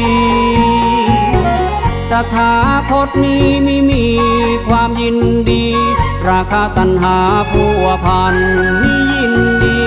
ราคาตัณหาพัวพัน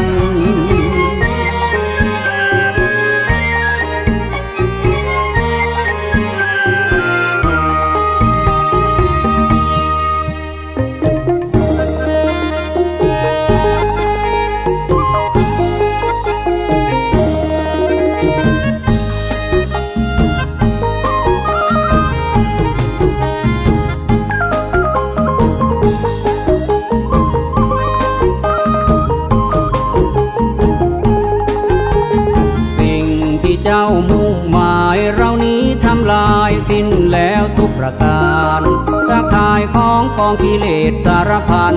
เหมือนน้ำหวานซ่อนพิษอันตรายน้ำหวานเจือยาพิษคือกามคุณหนุนสัตว์โลกหลงบริโภคไปให้เกิดเชื้อสร้างเยื่อก่อใยสู่ภพน้อยใหญ่หม่นไม่ระทม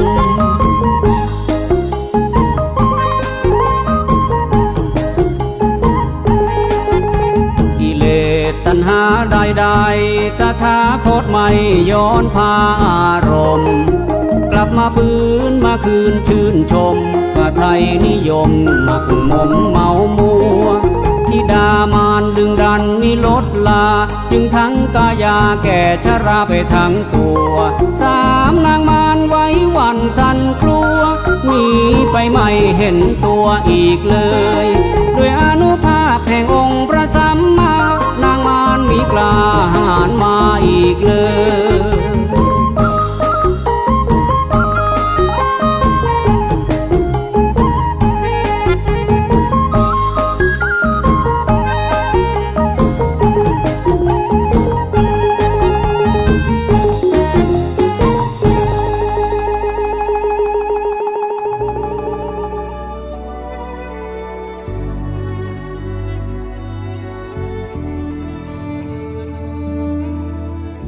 เมื่อธิดาพญามารทั้งสามต่างหนีหายไปหมดแล้วพระบรมศาสดายังคงประทับอยู่ณที่นั้นจนครบ7 วันต่อจากนั้นเสด็จไปประทับนั่งสมาธิเสวยวิมุตติสุขใต้ต้นมุจลินหรือต้นจิกซึ่งอยู่ทางทิศตะวันออกของต้นพระมหาโพธิ์ตลอด7 วันที่ทรงประทับอยู่นั้นฝนได้ตกลงมาอย่างหนักและพรำอยู่ตลอดทั้งวันทั้งคืนพร้อมทั้งอากาศหนาวเย็นอันเกิดจากสายฝนผสมอยู่ด้วยในที่ใกล้ๆกับต้นจิกนั้นมีสระโบกขรณีและมีพญานาคนามว่ามุจลินทนาคราชเกิดและอาศัยอยู่ในสระนั้นมีฤทธานุภาพมากมุจลินทนาคราชได้พบเห็นพระผู้มีพระภาคเจ้าก็บังเกิดความศรัทธาเลื่อมใสยิ่งนักได้เข้ามาใกล้แล้วเลื้อยขนดกาย7 รอบบนล้อมองค์พระศาสดาจารย์และแผ่พังพานอันใหญ่อยู่เหนือพระเศียรเพื่อกันฝนและลมตลอดจนเหลือบยุงและสรรพสัตว์ต่างๆมิให้มาสัมผัสพระวรกายของพระองค์ได้ครั้นฝนและลมหยุดสงบลง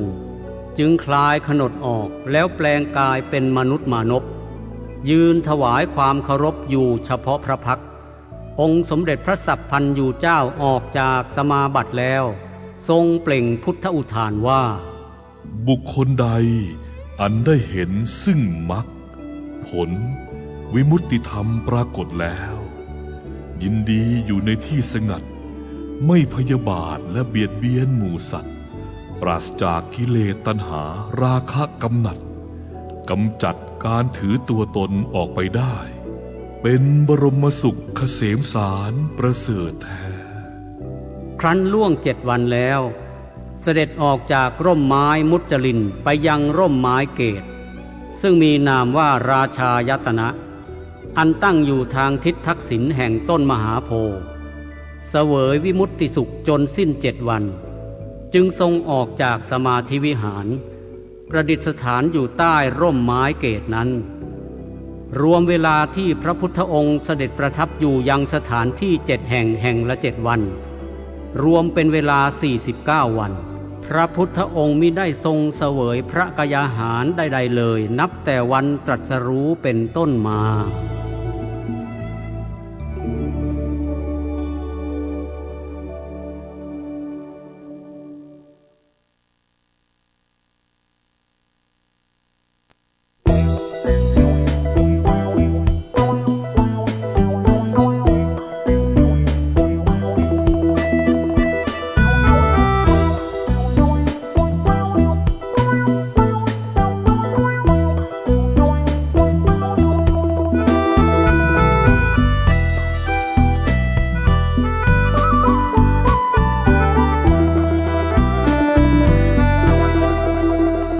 การนั้นสมเด็จอมรินทราทรงทิพเนตรได้ทัศนาองค์พระศาสดาจา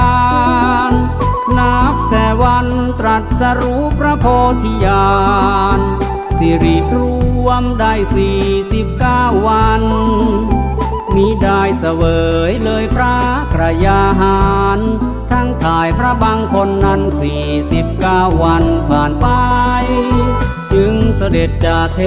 วโลกสู่สุธานำผลสมอทิพย์โอสถมาน้อมวันทาถวายพระองค์ทรงรับสมอทิพย์เสวยทันใดทรงกระทำสรีระกิจเสร็จสิ้นไปส่วนองค์เจ้าท่านเท้าสหัสนัยอยู่ปฏิบัติถวายมิไกลพระศาสดา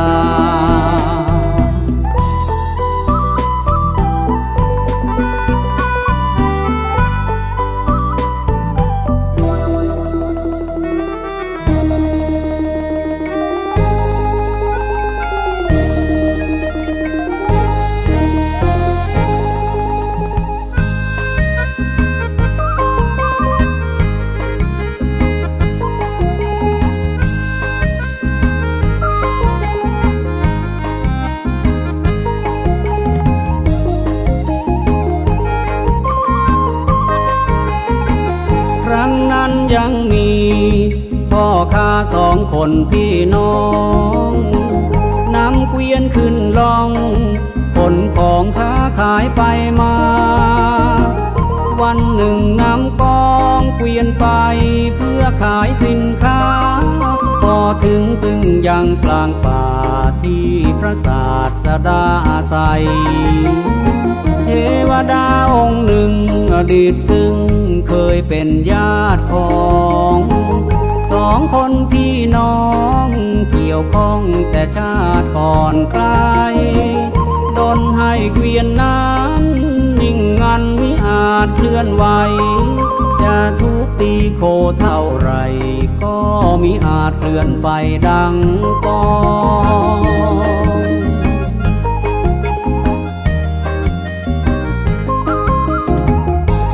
น้อง2 คนจึงบนบานเทพเทวารุกขเทวดาจึงมาปรากฏตัวให้เห็นหมองแล้วบอกว่าตนเคยเป็นญาติพ่อค้าทั้ง2อยากให้ได้บุญเนืองนองมาครอบครองชั่วกาลละนา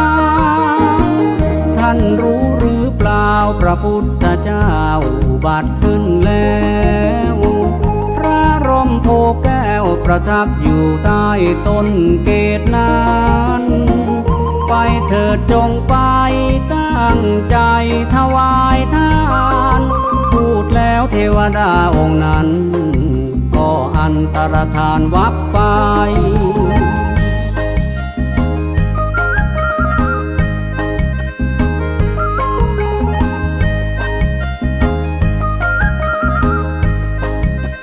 พ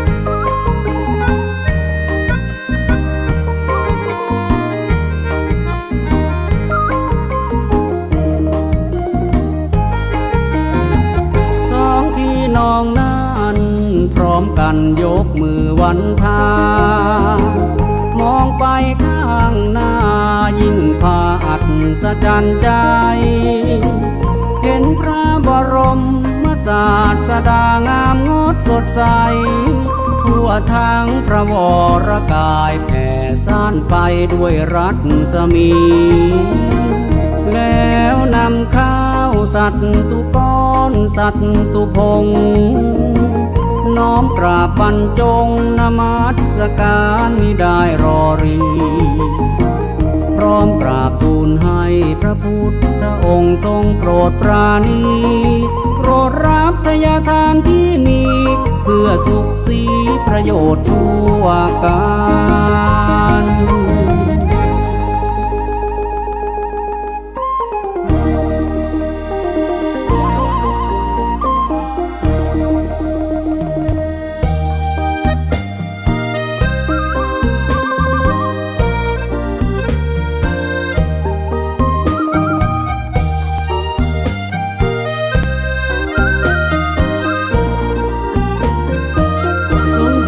องค์พระศาสดา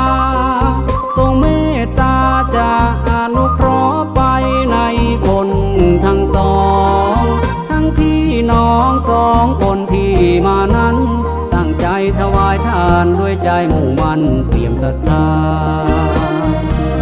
แต่ว่าบาทของเรานั้นอันตรธานนับแต่นางสุชาดาถวายข้าวมัทุปายาตทั้งถาดได้อธิษฐานจมทาราตั้งแต่วันนั้นมามิได้เสวยอาหารใดๆ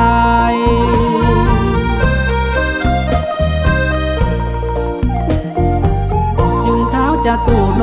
กบาลทั้งสี่ท่านนำบาทศิลามาน้อมวันทาทั้งสี่ใบพระจอมไตรรับไว้แล้วอธิษฐานเป็นใบเดียวในฉับพลันรับภัตตาหารเสวย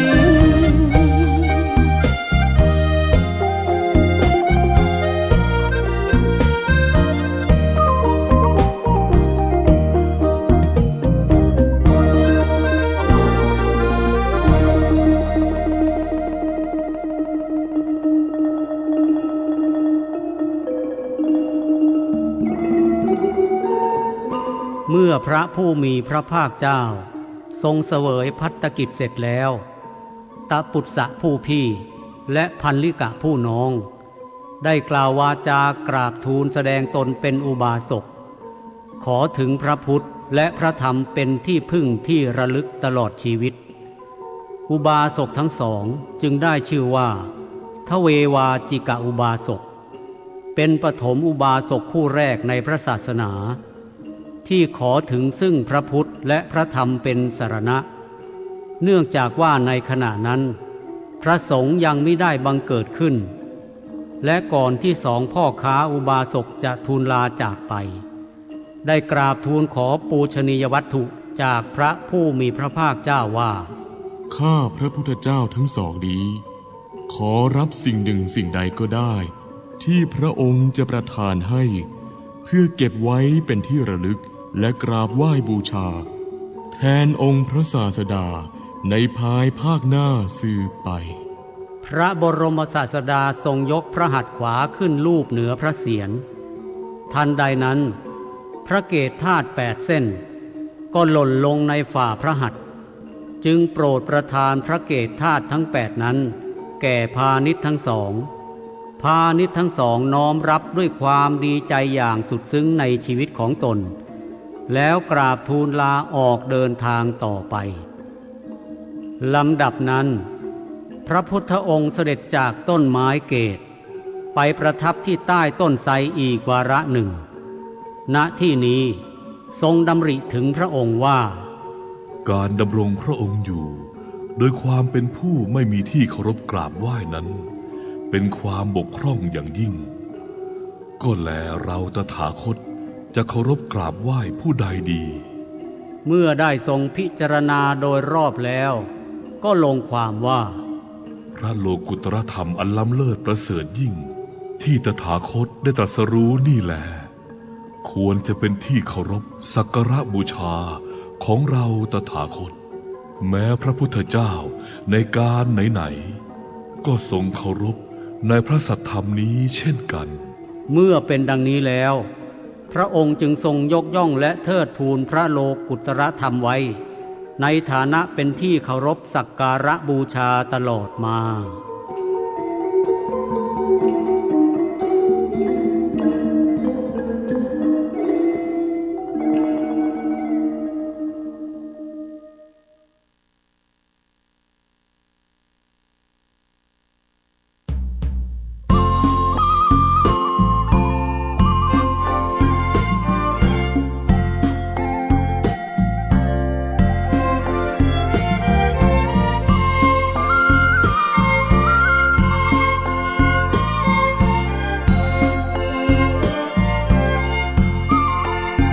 ประทับอย่างต้นไทรใบร่มงามพิจารณาธรรมตามที่ตรัสรู้มา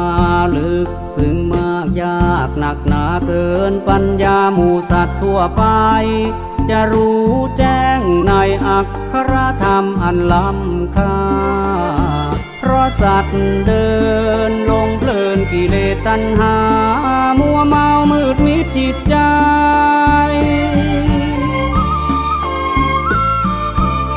ครั้นตถาคตจักแสดงพระสัทธรรมเทศนาอนุสาสโนวาทพาหรือจะมารับรู้ได้ดุจดังสายชนมีหรือวนไหลสู่ที่สูงล้ำหากแต่ไหลลงในที่ต่ำทุกยามอยู่ร่ำไปเหมือนโลกียชนทั้งหลายลุ่มหลงอยู่ในกิเลสดักดานฉะไหนจะรู้ในปัจจัยาการปฏิจจังสมุปบาทนั้น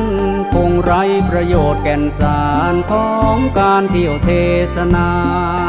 คงเหนื่อยเปล่าถ้าเราแนะนำโลกุตรธรรมอันเลิศล้ำชนได้จะนำพา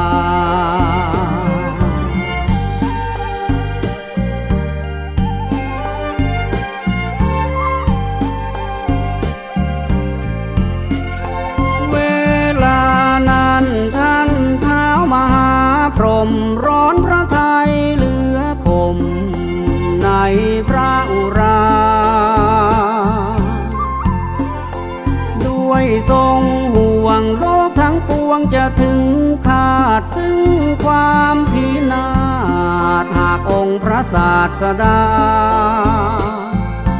ไม่ออกสอนนิกรประชา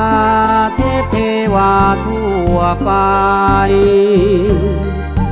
จึงได้คลาใครชวนเทพไทยทุกชั้นลงมา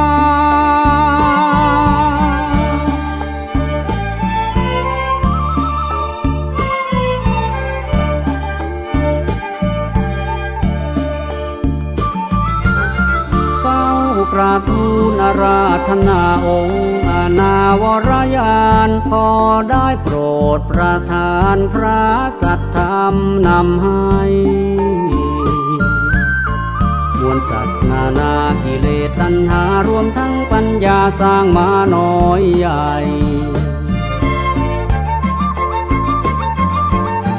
บางมีปัญญาบางนั้นบากหนาบางก็พอพาสั่งสอนทำได้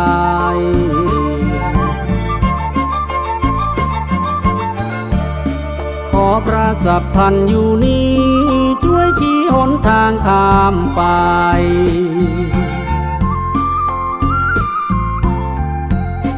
ของมวลหมู่สัตว์เวไน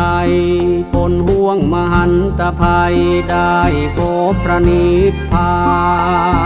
น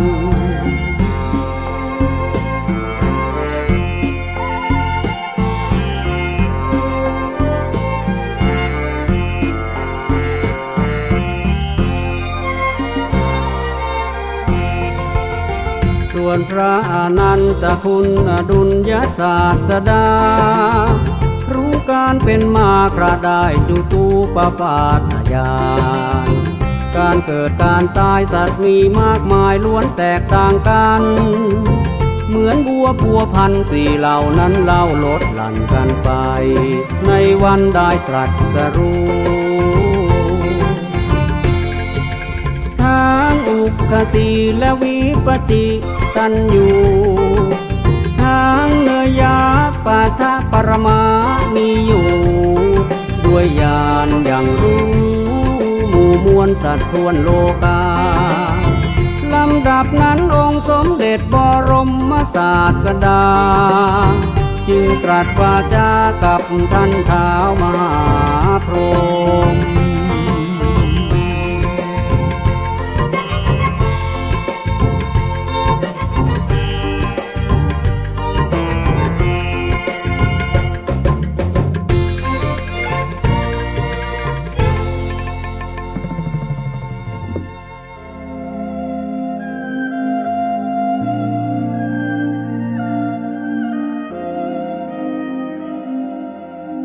ดูก่อนท่านท้าวมหาพรหม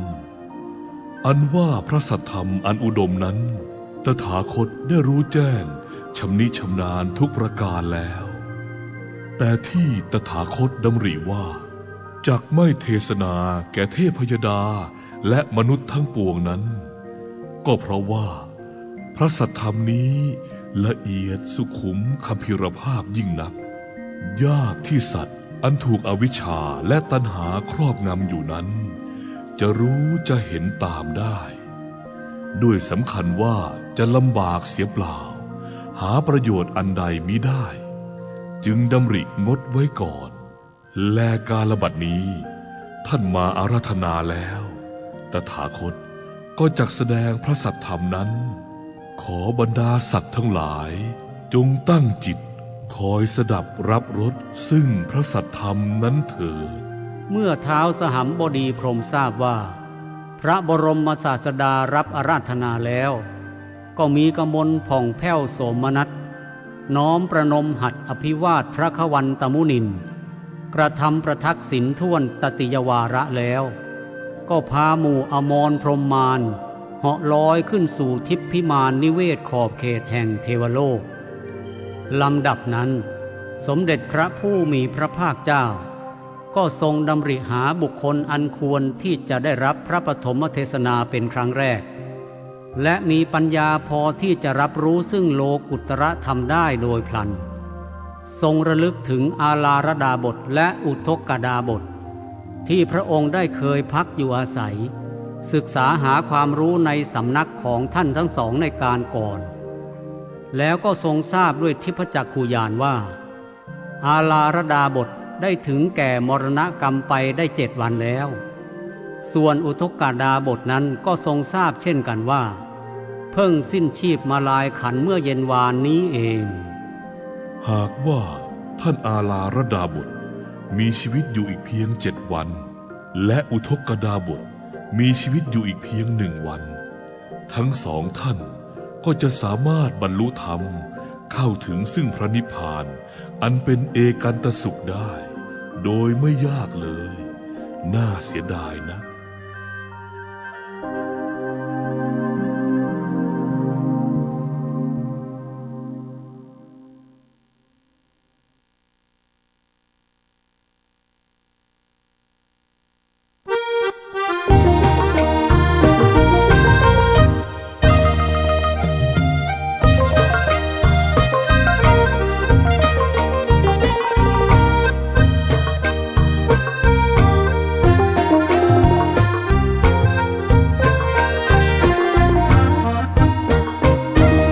ำดับนั้นองค์พระอนันตมุนีระลึกได้ในทันทีถึงปัญจวัคคีย์ทั้งห้าผู้เคยกระทำอุปถัมภ์ไม่เว้นทั้งเช้าทั้งเย็นเมื่อคราวบำเพ็ญทุกขกิริยา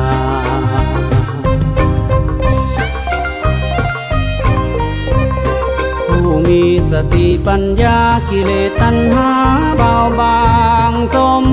ควรได้รับฟังพระปฐมเทศนาทราบด้วยญาณต่อมาโดยมีชักช้าฉับพลันว่าทั้งห้านั้นพากันอยู่ป่าได้อาศัย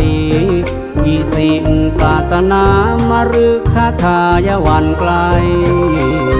แขวงกรุงไกรพาราณสี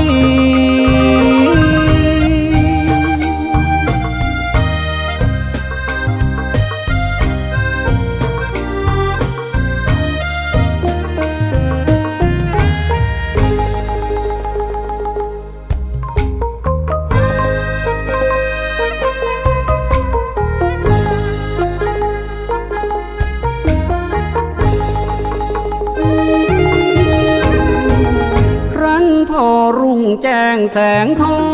งอาทิตย์สาดส่องผ่องงามเดือน8ขึ้น14ค่ำพระทรงธรรมจอมมุนีเสด็จโคจรบิณฑบาตยุรญาติเสนานิคมได้ภัตตาหารดังปรารภผสานผสมพอดีเสวยเสร็จสิ้นภารกิจหล่อเลี้ยงชีวิตพออาศัยแล้วเสด็จดำเนินไปเขตกรุงไกรพาราณสีมิได้ห่อเหินเดินอากาศ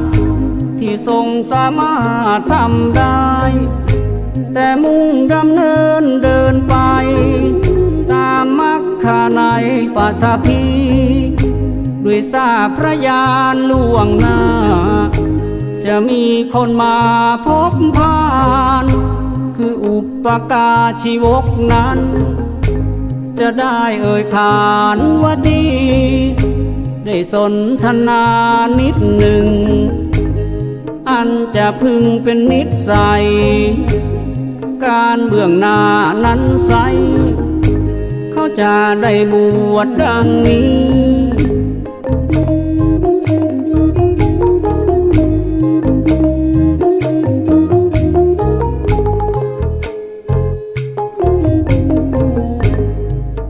ก็จริงดังพระญา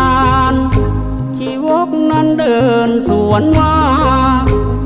เห็นวันนะพระศาสดาสิริโสภาด้วยรัศมีจึงเอ่ยถามว่าสามณะสรีระท่าน